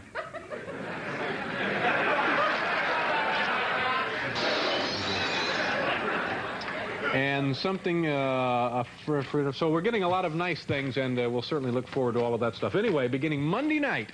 Now, if you have to stay home from work, that's all right. If you have to leave school, that's fine. If you have to take a nap, please do. Monday night, our week-long bombastic review of shows from California will begin, and there are going to be a lot of different things on the shows, right, Paul? Are there? I don't know. We're going to have a meeting or something on the plane. So that'll be beginning Monday. Okay, ladies and gentlemen, it's Thursday night. Of course, that's the reason we've doubled security. Yes, it's time to answer our voluminous viewer mail.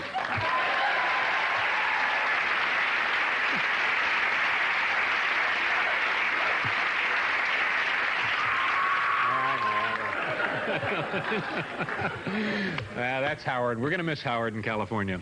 Will we have a Howard in California? Yes. All right. We'll have a Howard. We'll have a Howard in California. Yeah. Not actually Howard. No, have a Howard. We'll have a Howard. Yeah. And the West Coast Howard is now practicing doing this.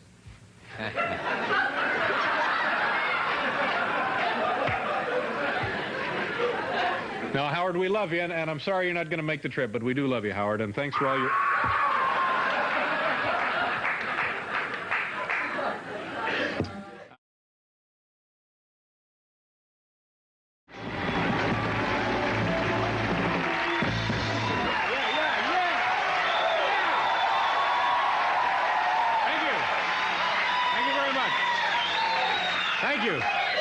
Thank you very much, ladies and gentlemen. We're back in New York City. Last week we were coming to you from Los Angeles, California. Did you miss us folks here in New York? You know, I tell you, instantly when you're back in New York City, the jet lands there at Kennedy. Right away, a wino rushes up to the runway, cleans the windshield. So we were gone for what, about a week or so? So who's managing the Yankees now? Is it the same guy? Patrick Ewing is now a member of the New York Knicks basketball team. And You know, they figure this guy is going to earn about $1 million, between $1 million and $1.5 million a year. But he's disappointed. He said he was hoping to make enough to afford to actually live in Manhattan, so it could be a problem. And Archbishop John O'Connor becoming a cardinal. Now, did you know this? A little-known side benefit. We're moving right through them, aren't we, tonight? We're not up to number 18. Archbishop John O'Connor. Is it John J. O'Connor? I want to put a J in there. Is it J? Is it J? Well, put one anyway. What does he care? Yeah. They're very, very infrequently asked for identification, these guys, are they? Anyway, he's being named, being appointed, being, what do you say, being elected, has been chosen to be, is that right? A cardinal, right, cardinal. Now, one of the little-known benefits of this job, you get a lifetime pass, good anywhere in the world, for free hot carnauba wax at any car wash.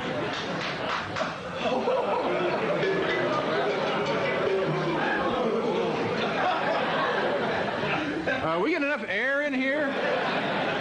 Oh, my God. Now what do? We just roll the credits and say, thank you very much. Good night, ladies and gentlemen. We have a wonderful show, don't we? Yeah. No, stop. Here's our friend Paul Shaffer. Paul, tell him.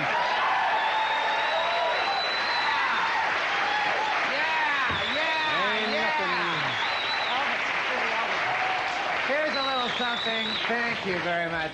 Here's a little something I've been saving for the toughest, hippest audience in the world, the New York audience. It's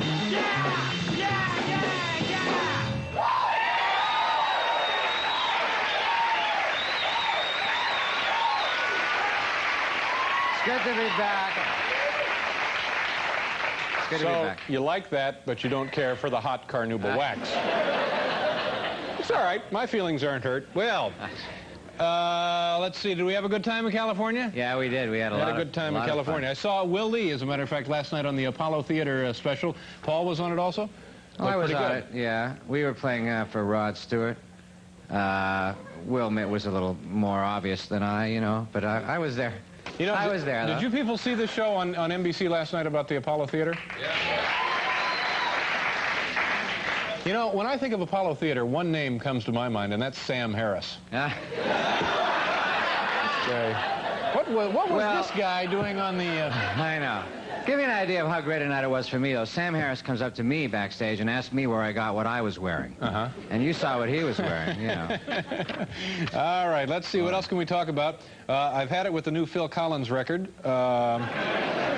Let's see. Billy Joel and what's-her-name moved into my neighborhood. Like I don't have enough trouble, you know what I mean? Nice. Let's see. Landscaping. I'm this close to complaining about my landscaping guy. A year ago, I paid this guy a huge sum of money to do some landscaping, and now I got nothing but weeds.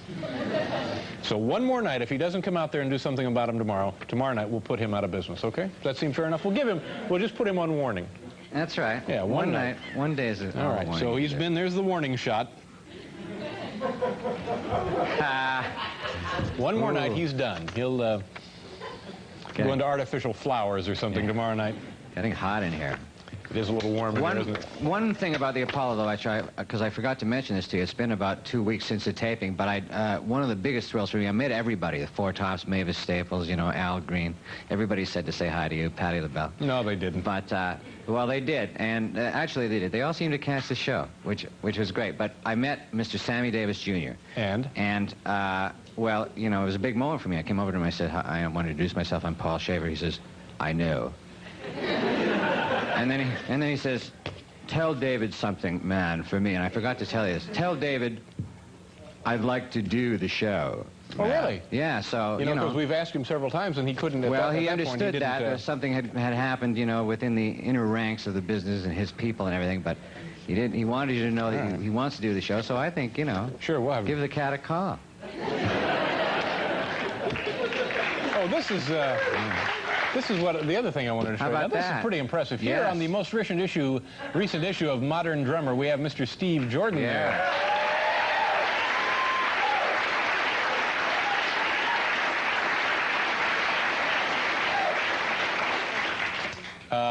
Steve Jordan's cymbal artistry, it says here. All right, okay. Anyway, that's the new issue of Drummer, Modern Drummer. Congratulations. Nice article. Were you pleased with it? All right. Now what do we do? Oh, good.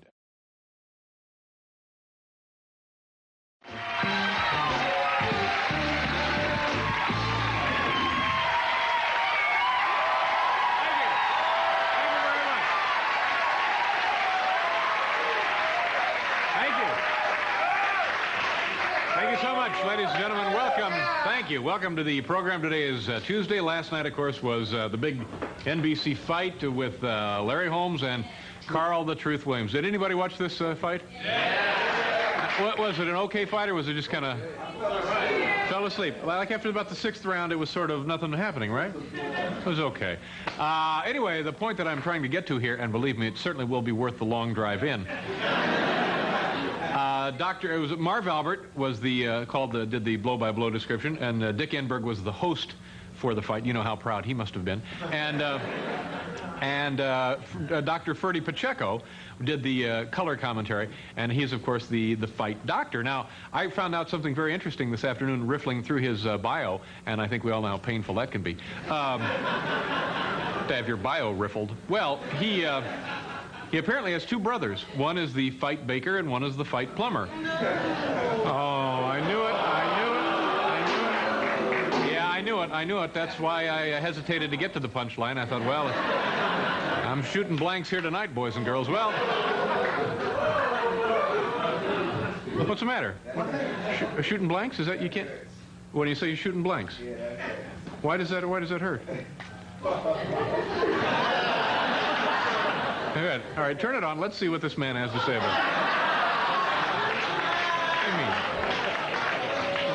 Now, you're worried that you're not going to get a real show. Yeah, well, you got to get a real show tonight. A real show. All right, we'll get you a real show. Just settle down. All right. You're not going to make trouble, are you? No trouble. Okay, all right. We'll get you. Don't worry, real show. I got another joke right here. I got plenty of jokes. How many we got left, Kevin? We got 2 more jokes left. It's going to be great. Okay. Okay, terrific. Thank you. Okay. All right. Keep an eye on him.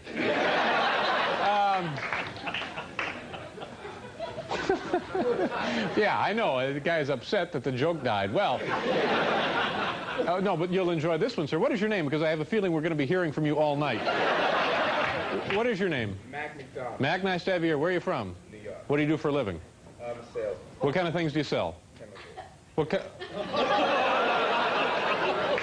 What kind of chemicals? Janitorial chemicals. Janitorial chemicals. All right. Well, maybe placing an order here later. All right, here we go. Joke number 2. This is for Mac, and I think he's really going to enjoy this one. Well, once again, Senator Jesse Helms from South Carolina is upset with the CBS programming, Matt. It happened the other night after watching the CBS miniseries Christopher Columbus. Now, Senator Helms wants time to defend the flat Earth theory.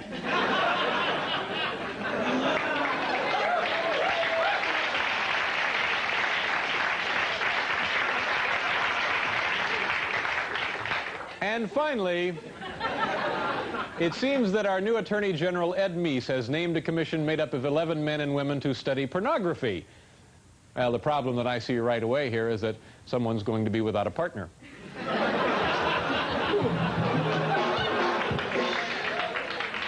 Ooh. Ooh. I think I just had the wind knocked out of me. I'll be all right. Ladies and gentlemen, say hello to our good friend, Mr. Paul Shaffer. Thank you very much. Yeah. Boy, I'll tell you. That's holy cow! What's going on here? What's happening? This is. Wait a minute. I think this is the. It happened earlier today. There was some rain, and then there was some sun, and because of the instability in the atmosphere, we're getting a little fog. But it's apparently just ground fog, and we get it this time of year, although usually not quite this early. Thought maybe we'd be getting the fog a little later, actually, but, you know, the weatherman often is not as accurate as he could hope to be, and so we're getting it a little early. And there's the weatherman right there. We got a big show tonight, huh, Paul? Yeah, a foggy show. I have one thing I've been working on, an expression how to describe the show, and boy, it's getting like dense. This is perfectly safe to breathe, isn't it? Is it? Sure it is. Can't quite get an answer on that. Yeah. We'll find out. No, but the show, it's dense, but it's also, being in L.A. has sort of brought it to mind. It's very studio. That's... Now see, I mentioned that last night, the new Phil Collins single. Yeah, I know. It's not much of a song, but it's a hell of an expression. Well, now, what is studio? What is a studio? Well, it's just 1/3 of studio. I don't know.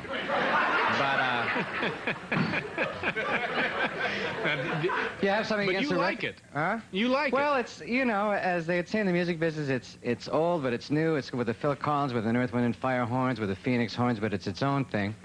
So it's it's Prince, it's the 1999, but with a Phil with an English thing and a whatever. But to me, it's a great expression, and I'm going to try to popularize the expression now. It's very studio.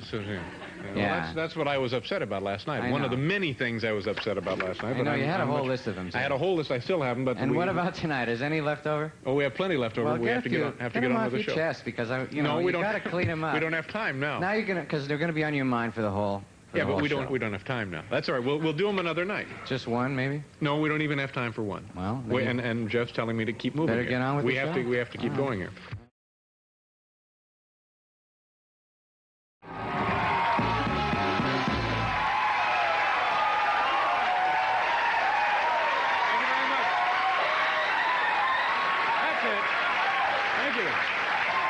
Thank you so much, ladies and gentlemen. Welcome to the program. I'm the host of the show. Did you see in the paper this morning, the Pope now is back in Rome after a tour of Europe, and he was talking about, he got a pretty hostile reaction.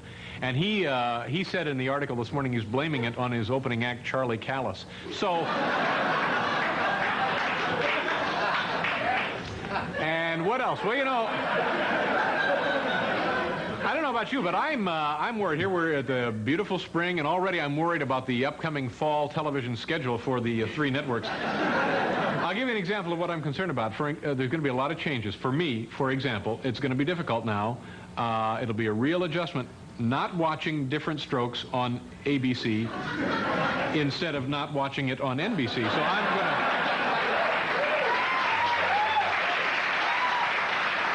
That's a terrible joke, and I'm sorry I said it, but thank you for that richly deserved applause. From the world of TV again, we got some good news and bad news. First, the good news, I guess you know this, found 75 previously thought to be lost episodes of The Honeymooners, so that's nice. The bad news, they also found 75 previously thought to be lost episodes of Joni Loves Chachi. So... We're all done with the jokes. Let's go to our friend, Mr. Paul Shaffer. Hi, Paul.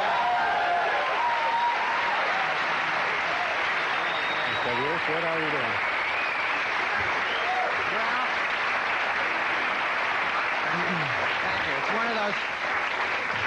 It's one of those nutty nights, and all of us were talking about it earlier, me and Will and Steve and Sid. We're in the kind of mood we're in.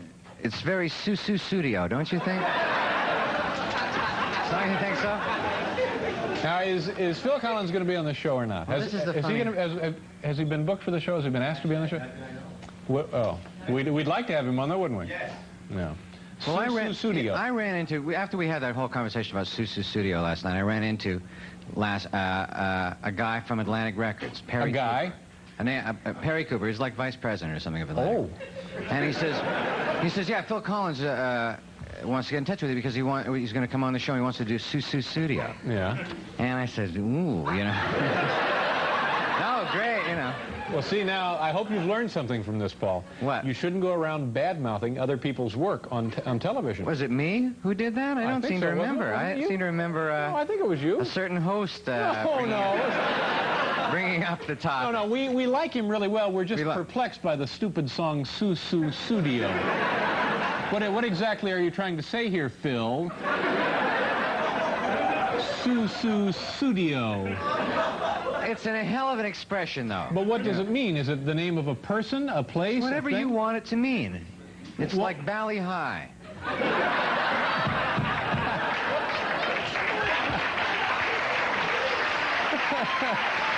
Oh. Well, now I understand. It's like Valley High. Okay. So it'd be great if he came on like with the horns that he uses and did Susu Studio, wouldn't it? Well, maybe he could play one of his other quite popular selections. We'd talk to him about that. Yeah, we'll talk to him. But of course, a more current record has got to be promoted sometimes. Susu Studio. Proper man. Valley High.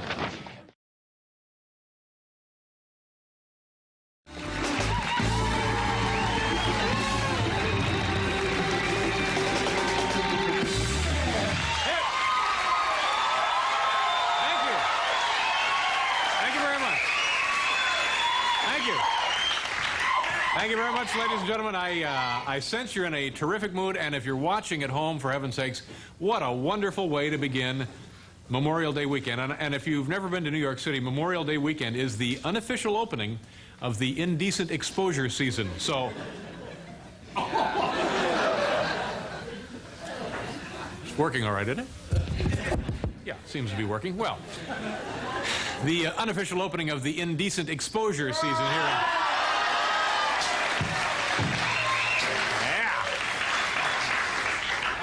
Wasn't working. Yeah, I don't think we had it plugged in. Probably. Yeah, no. Okay. Yeah, we have a big show, and at last minute we overlooked plugging in the microphone. I don't know. I guess I'm getting older or something. I was watching the Battle of the Network Stars, and talk about a disgusting event. The Emmanuel Lewis toss. Jeez,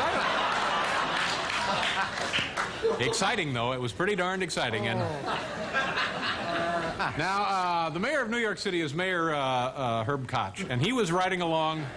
I'm sorry? Mayor Ed Koch, and he was apparently, now this is a true story, yesterday, Ed is being driven across 14th Street. Did you hear about this, Paul? No, what happened with Ed? Excuse me, are you getting money from a soft drink company? Anyway... No, sir, I am not. Okay. Ed Koch is being driven across 14th Street, see, and he witnesses a guy busting into a parking meter.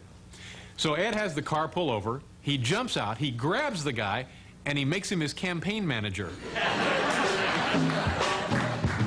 These are only test jokes, ladies and gentlemen. By the time the show is on the air tonight, more suitable material will have been placed in that position. Hello! It's our good friend, Mr. Paul Shaffer, ladies and gentlemen.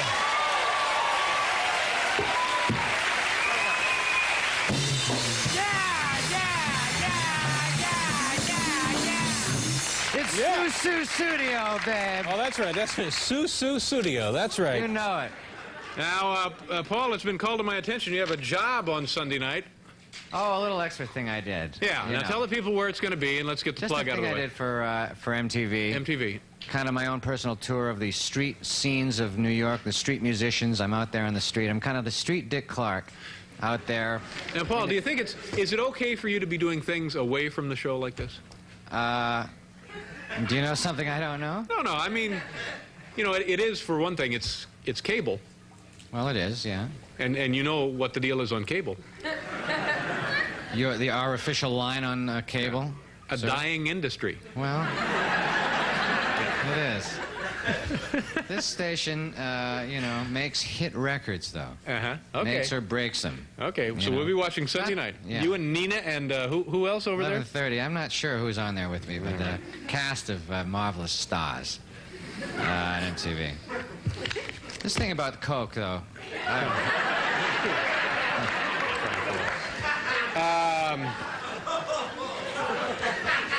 You may be working for Radio Marti if you're not.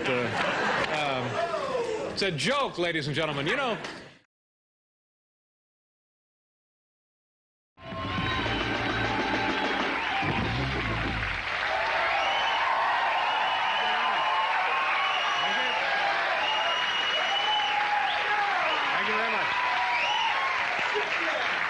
Thank you very much.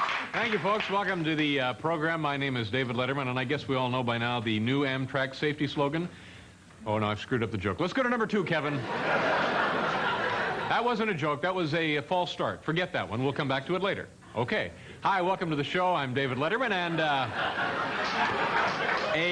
kind of an interesting thing happened in Scarsdale 2 days ago. A woman, 97 years old, died, left $12 million to her cat.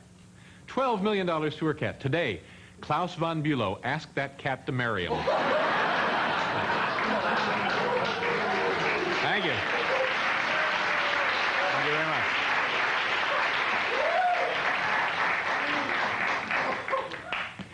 Well, have you heard Amtrak's new slogan? Yeah, you know, they've had kind of a public relations problem. Let's go down to number 3, Kevin. Boy, another sad thing happened today. John Ringling North died. 83 years old. Now, this is the man, Ringling Brothers Circus. He ran the circus for 30 years.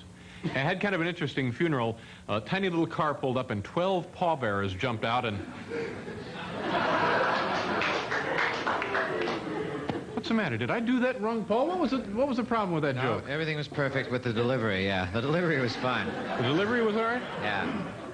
12 little pallbearers came running out in a tiny little car. Oh, I get it. You were all friends of Mr. North.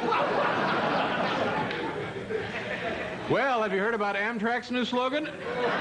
Yeah, passenger safety, fast service, take your pick.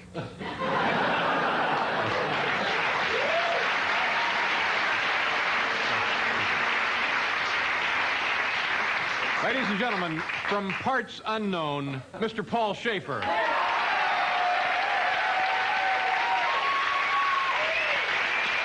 Thank you very much. Thank you very much.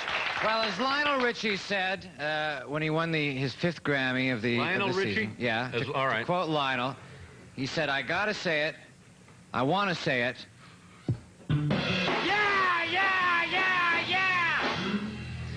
And, you know, it's just what he said. I can't help it if Lionel isn't funny, you know. It's just what Lionel said. And don't you have something to go Well, along yeah. with? No, I did that because I'm excited. The sheet music is out. If I could just show it. It's been published. And I'm excited about that. And as you can see, it's got the full score. Full score to the thing, so, you know, I don't know. David, the end of a long week. It's the end of a long week. It's Thursday. It's more like a festival here on Thursday. The hell was that? I know. Huh? No, and you know what I'm upset about? I learned today, as a member of our staff, someone on our staff named Elwaz. Elwaz? Elwaz. I haven't met, Now, you tell me, is that a first name or a last name? First? Anyone here ever hear the name Elwaz? Boy, there's a hush over this crowd, isn't there? Elwaz. Who is it? Well, it's a woman. I haven't met Miss Elwaz. No, that's her first name. I have not met Elwaz. Elwaz. Elwaz Goodman. Yeah? Yeah, that's it. I've never heard the name Elwaz. But curator of R&B. No, it turns out the name is actually Heloise. Oh, Eloise. Heloise, I know but she that. pronounces it Elwaz. She pronounces it that way. Well, she says her parents pronounce it Elwaz. Really? That's something. People up there making noise like they think they're in the wrong studio. Well, I just thought it was stunning that there's an Elwaz on our staff. I'm thrilled about it. What are you doing this weekend? This weekend, I think I'll just, lie back and contemplate my future in show business. Uh-huh. I hope I still have one after tonight's show. What's the matter? Are we off to a bad start? Is that what it is? I'm going to Sunday. Some folks are coming over to the house, and we're going to sit around and see if we can remember and name each of the Oak Ridge boys.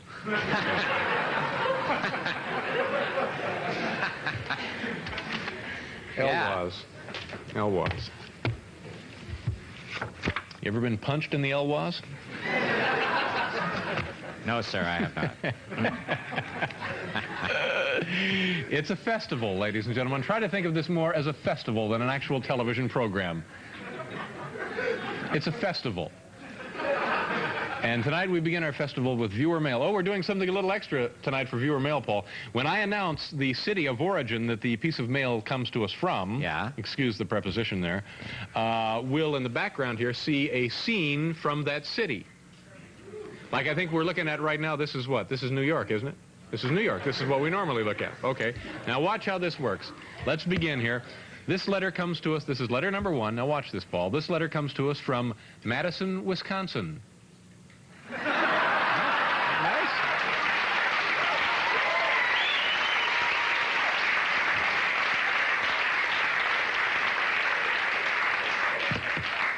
Just our way of saying thanks for your loyal viewership. Dear Dave, this is my 26th letter to you, Dave. I've never gotten one reply. Is this the way you treat all your friends? Forget it. Tom Pfeffercorn, Madison, Wisconsin. Okay, Tom, you want a reply? Fine, I'll give you a reply. Go to hell, Tom. It's only a joke. No. We appreciate your writing in, Tom, and I'm sorry. It was just a little joke. My apologies to Tom. Tom Pfeffercorn, I think that's one of the Oak Ridge Boys, isn't it? It's a festival, ladies and gentlemen. It's not a television show. It's a festival. This next letter comes to us from Los Angeles, California. I like this. I'm getting a little lightheaded, but I enjoy it. Dear Dave, while assignment for an airline magazine, I came to your Malibu home to photograph you. Now you're a big-time superstar. Since I do have a signed release from you, I could sell these images for big dollars. Is there any particular magazine you would object being published in? Signed, a concerned entrepreneur, Keith Gaines, Los Angeles, California. Here, let me show you the magazine he's talking about. It was something called Flight Time for Ozark Airlines. There it is. Quite a picture, I think you'll agree. And, you know, you're right, Keith. I did sign that release, but this letter comes to us just a little bit late, don't you think? If I'm not wrong, the pictures you took that day have already been published in a couple of magazines. Here's one, for example. This is the most recent issue of Easy Rider.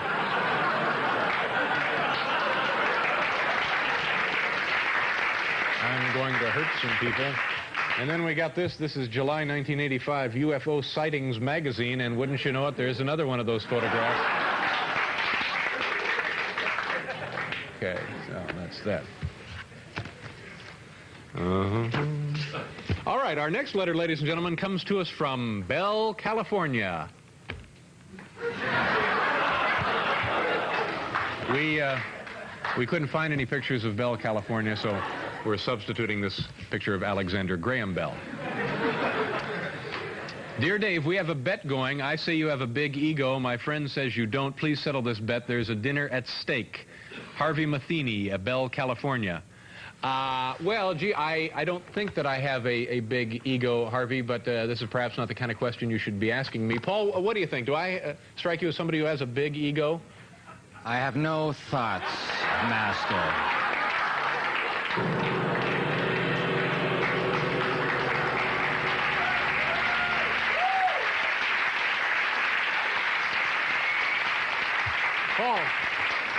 Paul, do you remember when you did the little character Roland Pastel? Yeah. Can you do a little of that? Did you think I was going to do this as Roland Pastel? We'll do a little Roland Pastel, one of Paul's famous characters. Let's hear a line? Yeah. Something like this. I have no thoughts, Master!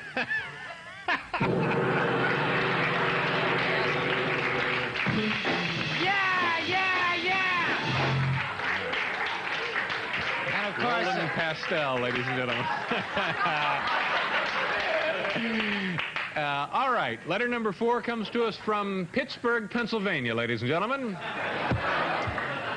Dear Dave, on a recent vacation to Virginia Beach, I met a girl named Kim who works for NBC. I mentioned that I would like to see your show and asked if she could pull some strings. She assured me that she could get me front row seats anytime I wanted. Dave, it's been 2 weeks and I haven't heard from this girl. What's the deal, Dave? Sincerely, Scott Bell, Pittsburgh, Pennsylvania. It's a coincidence that you wrote tonight, Scott, because I saw Kim in the audience earlier. Kim? Oh, there she is. Hi, Kim. What's the deal on Scott's tickets? Oh, Dave, that was just one of those summer things. You know how it is. Yeah. The moonlight, Virginia Beach. A girl says things she doesn't really mean. And since I've met Roger here. And I'll be using all of Kim's tickets from now on. Oh, Roger? Yeah.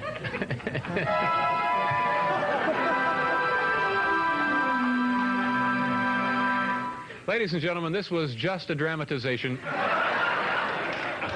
And not much of one at that. But I hope the message is clear. You can't romance your way into the late-night audience. Guys, be on your guard. Look out for smooth-talking party girls who will promise you tickets in exchange for your favors. Please, get tickets only through authorized channels.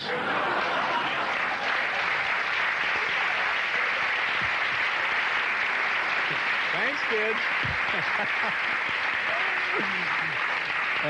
Okay. And letter number 5 comes to us tonight from Champaign, Illinois.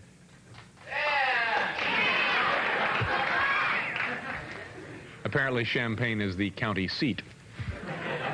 It's a handsome-looking courthouse, isn't it? All right. Dear Dave, perhaps you can explain the warning instruction in the use and care book of my hairdryer. Sincerely, Natalie Daniels, Champaign, Illinois. Oh, she included it there. Oh, she has one circle. Let's see. What does that say? Never use while sleeping. Well, you know, Natalie, I don't know much about hairdryers myself, but you know, there's a member of our staff who is always using a hairdryer. It's our own studio technician, Al Frisch. Let me ask Al about the hairdryer. Al? Al? Al? Al? Well, apparently the only problem using the hairdryer while you're sleeping is you can't hear people calling your name. But other than that, I don't see any... This, too, was only a dramatization, ladies and gentlemen. All right. It's a festival. We have a wonderful program for you. Let me see if our first guest has arrived. No. Okay. See, we're just fed up with this. This woman, the last time she was on the show, she did the same thing to us. She said she'd be here, and then she should... Was she late last time? Yes, she was. Now, has she been at Live at 5 yet? No, her car broke down. Oh, her car broke down. Oh, yeah. Mm-hmm. This is Grace Jones. Now, if she shows up, what do we do to her? Berate her. Yeah, we're going to berate her. She was supposed to be our first guest. She's not here yet. And if she's not here, who suffers, ladies and gentlemen? You, the viewing public. Right? That's right. So we'll just see if Grace has the peace of mind to be here, the respect for the American viewing public, and so on and so forth. If not, we have a fine show. We'll just go ahead and do it without her. Calvin Trillin is here, and Bill Kirchenbauer, and plus I think we'll probably have treats. So we don't need her if she don't show. What do we care? We'll be right back, folks.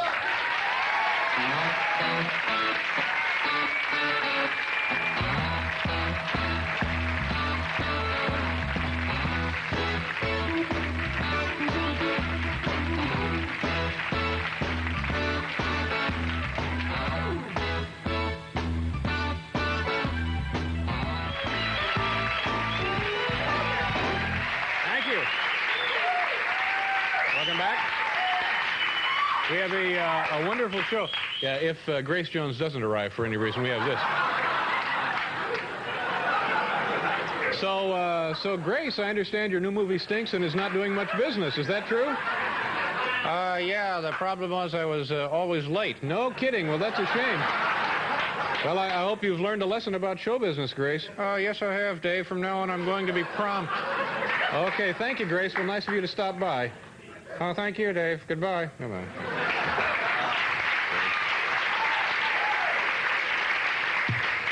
Is Grace here? I think we ought to do the anthem first. So she's forcing us to completely rearrange her schedule. Yes.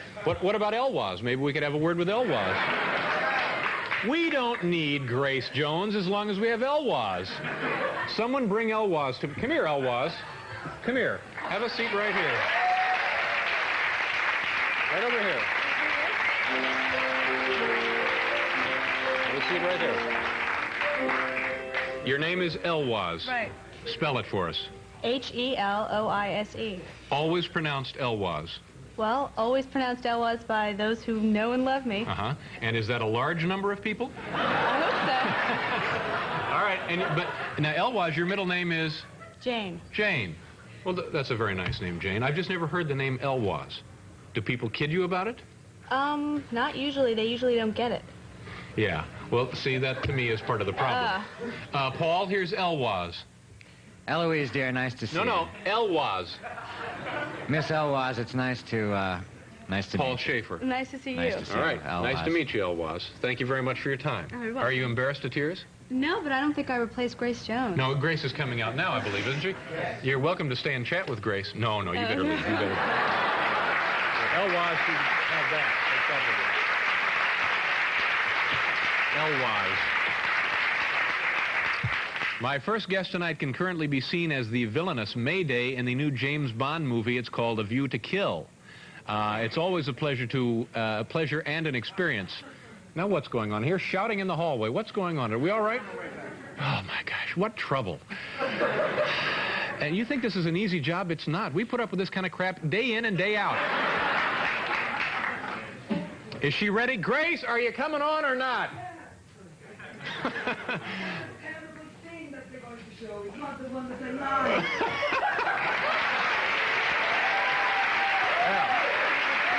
Always a pleasure. Welcome back. Thank you. Hi, Grace. How are you? I'm exhausted. Let's see. Anyway. Sit down.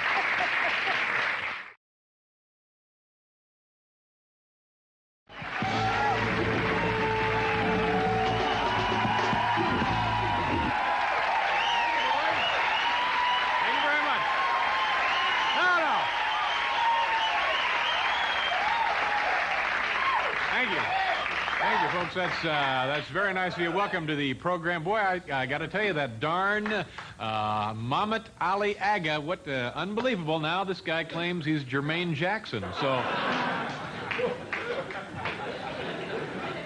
I guess most of us watched Ronald Reagan's speech last night about taxes. And interesting, right after his address, CBS conducted a telephone survey here in the tri-state area. And they found through their surveying the single most important criterion for judging a tax proposal, as far as we Americans are concerned, not if it's fair, but how is it going to affect veteran character actor Charles Durning.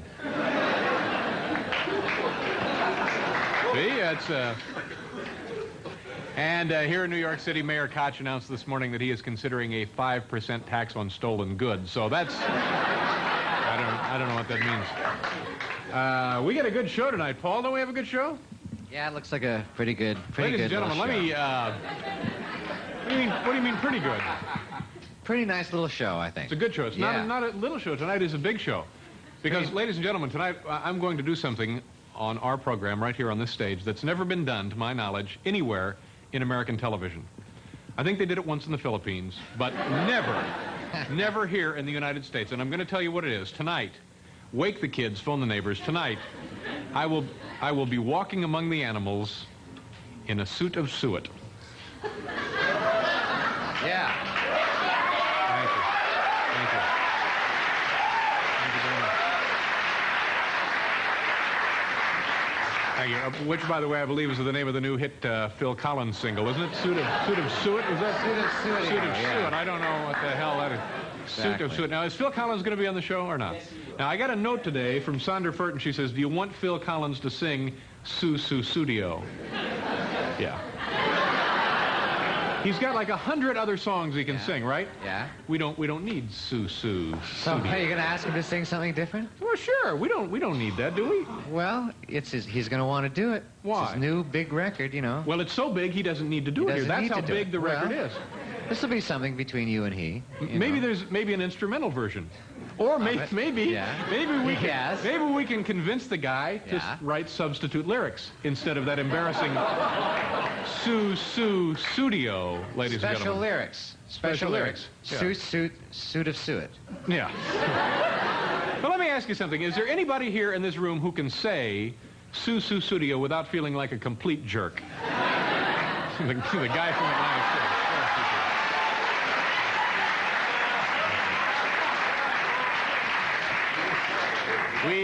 Just before the show began, we had a man who stood up and introduced himself as being someone from Atlantic City, and he said, "This show better be funny." And you don't feel like a jerk when you say that? Not at all. Okay.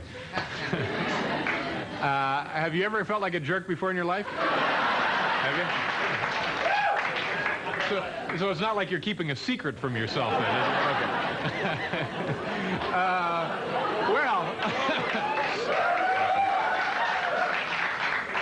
Anyway, what I wanted to... Now, who's hissing? Please don't hiss. We're 3 minutes into this thing. Please don't hiss yet. I can understand after it's over. If you want to hiss, fine. Okay. Anyway, now, if you don't know what suet is pork fat, rendered fat, with bird food suspended in it. That's what it is, isn't it? Paul? Oh, like Paul would know. But this has never been done anywhere, ladies and gentlemen, and I'm not the kind of person who makes these wild claims up just to get viewers. No, we're doing this for the first time anywhere. You've never seen it, have you, Bill? You were in the Navy. No. Were you in the Navy? No. Oh. Anyway, I'm going to put on this giant suit of suet, and I'm going to walk among the animals. Yeah. Well, we've got animals. What do you mean? Didn't you folks bring animals? No, we have plenty of animals. I'll be in there. Oh, it'll be great. Just trust me. Here's what you do. Doze through the first 25 minutes of the show. But long around midnight, or what, 1 o'clock, watch it. It'll be great. Now, let's get on with this mess, can we? It's this guy from Atlantic City got me all upset. Got a T-shirt on it that says the director. A lot of your really big directors wear T-shirts.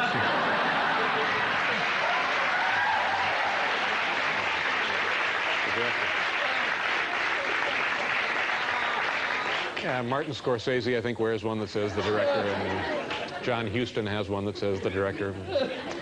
Spielberg, I think, has one that says the director. You know, in these budget-conscious times, every consumer wants to make the most out of a dollar. Well, here at Late Night, we're experts at making do with trash and cast-offs.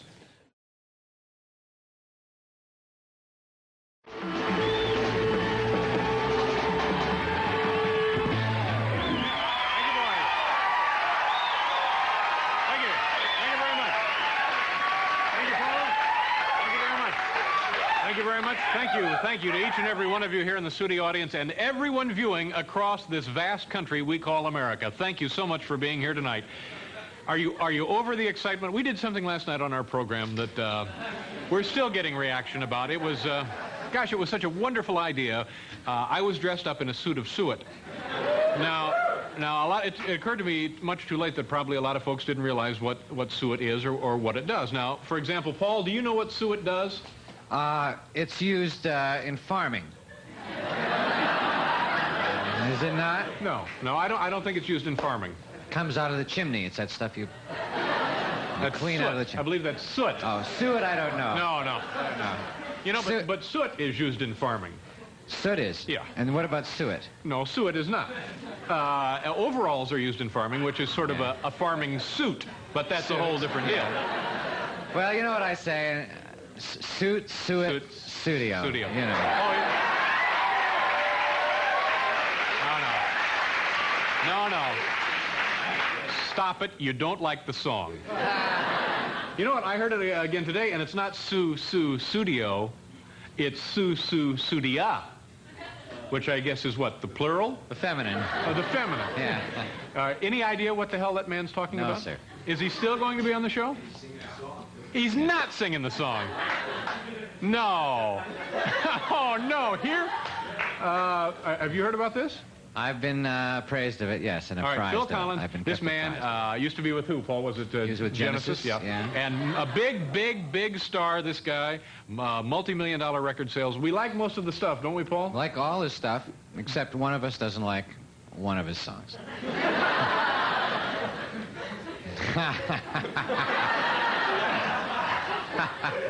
I'm sorry, Sir? I kind of thought we were in this together. Well, I've got it. You know, I may want to get a record deal or something one day. I can't. You like Sudia. It's not my favorite of his songs. I'm not crazy about it, no. Now, when the man comes here, will you and the rest of the guys in the band have to sing that silly little lyric? Well, huh? No, he wouldn't make us do that. All right. So you think underneath it all, he's a pretty decent guy then? I don't know the man personally, but people who have... Now, is it me? Am I nuts about this, or do we all love the song? Hey, all right, do me a favor. Over the weekend, try to work those words into a sentence. Mom, would you pass the sodia? It's like sodium, Mom. It's close to salt. Just pass it. And where are we? We don't have time for these wonderful jokes. Let's save those for another.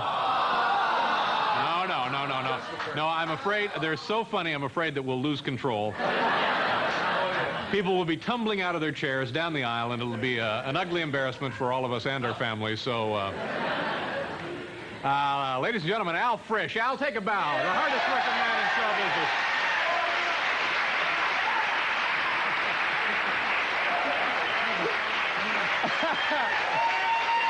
And of course, Paul Shaffer, ladies and gentlemen. Paul.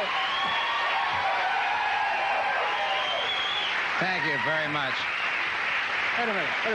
How about a nice hand for this young woman standing over here, ladies and gentlemen, right here? And how about this guy hiding over here? Come here. Right here. Here he is. Just sneak up on him. There he is. He may be wanted in this country. There he is. Nice to have him here.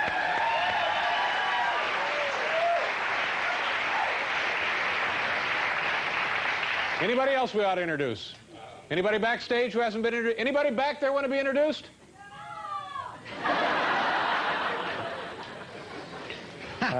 Let's just do that tonight. Every now and then we'll just go nuts and start introducing more and more people. Introduce Eric. Eric Anthony, ladies and gentlemen. A nice hand for Eric Anthony. Right over there. You've been introduced. You can leave now. You've already been introduced. You go out there. Thank you very much. You ought to see, it's just like rats out there. I got it. Let's introduce somebody else. This is fun. Get a camera. Oh, they're running like flies. Here's a room. Can we get somebody in here? Oh, we can't do it, can we? He's just out. You need a camera? Okay. We'll just introduce a few more people here. I'm sorry, did you get to meet this young lady? Ladies and gentlemen, deadbeats aplenty. Say hello to these guys. Anybody out here? Oh, my God, look at them. Their faces have gone pale. And, of course, a hallway full of ne'er-do-wells, ladies and gentlemen. Nice to have you folks here. Thank you very much.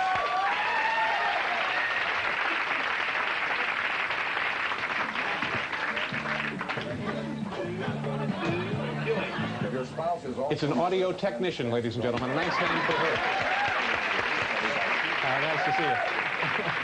Okay, all right, that's it. We gotta get back to work here. Hi, how are you?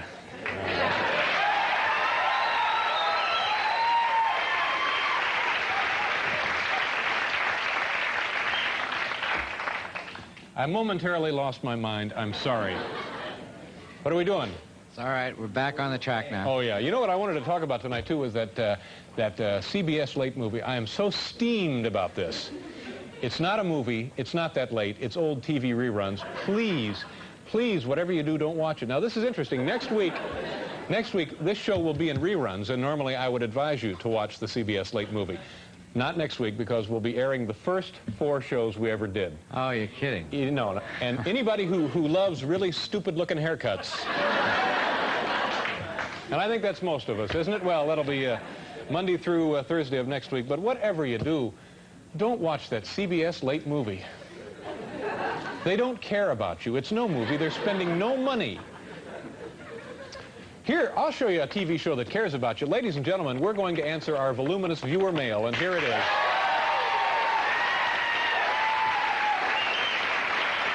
How about a nice hand for the lady in the corner, ladies and gentlemen?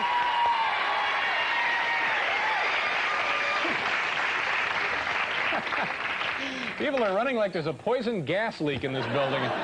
Is that like the lowest thing that can happen to you to be seen on this show?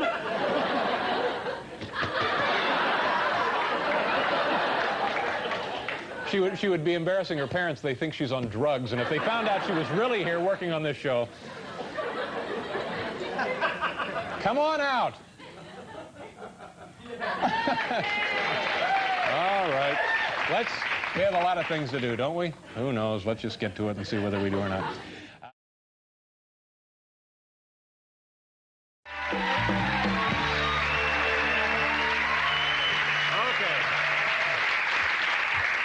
We have a good show. You know who else is a fat ball player? And this is going to upset people, but you got to admit this is true. Rusty Staub. As this... Oh, all right, but take a look. The man in the offseason, it was his goal. I'm going to gain 80 pounds. And he's fat. Yeah, of course he's the Rusty the Gourmet Chef, but he's enormous, ladies and gentlemen. But this Terry Forster, if you get a chance, this might be worth, by the way, renting a bus driving to Atlanta to see a game. Always in the top condition of his career. Now, what about this Phil Collins nonsense? Is he going to be on the show or not? Yes. He is going to be on. We have a definitive answer on when that. When is he going to be on with us? 24th. 24th. All right, now we'll get to the bottom of this Studio nonsense. Yeah, which he insists on performing. He is going to do the show, the song on the show? He will do He will not do. He will. He's only going to play drums now. Well, we may need him soon.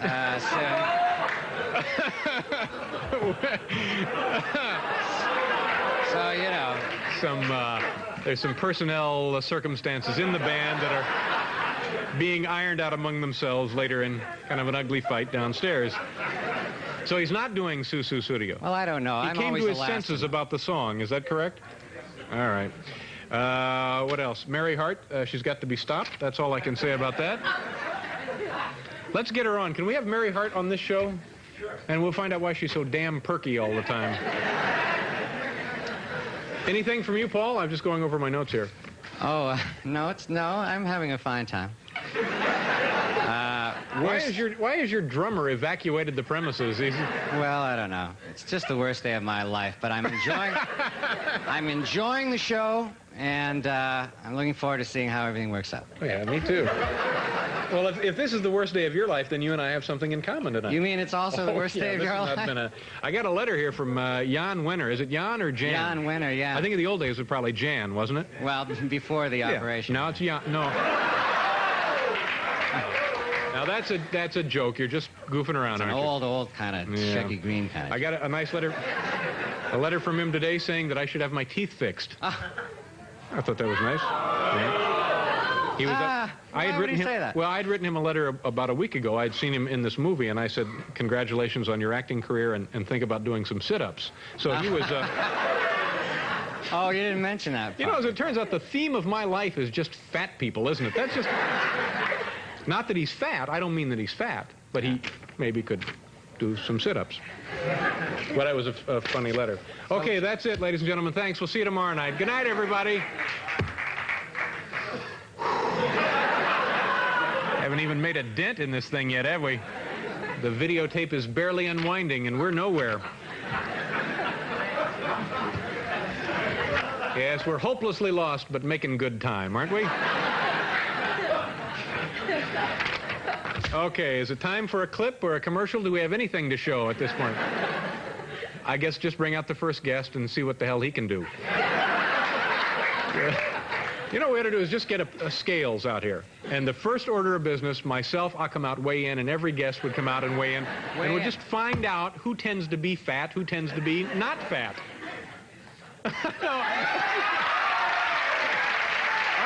it to you. I'll get it to you.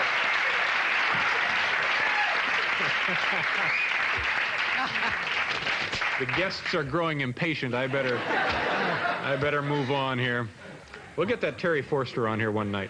My first guest tonight is the star of his own television program on another network. It's called Who's the Boss? A man of many talents and just about normal weight. Please welcome Tony Danza.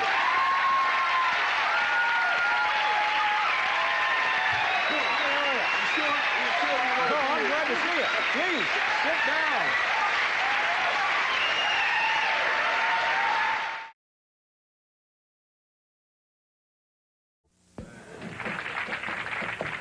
Hi, Phil. Oh, hi, Dave. How you doing? I'm doing all right, thank you very much. Did you see Anne Reinking last night sing your song on the Academy Awards Against All Odds? Yeah, I did. Wasn't she great? You know, I originally wrote the song for her, you know. No kidding. I did, yeah. Yeah. And what are you doing there? Oh, I'm just trying to finish some lyrics that I've been trying to write, you know. I'm looking for that final little thing. Looking for kind of a... Yeah, that final...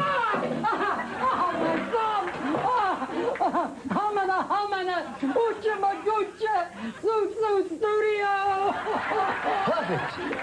Hey, not bad, Puffy. Hey, way to go, Puffy.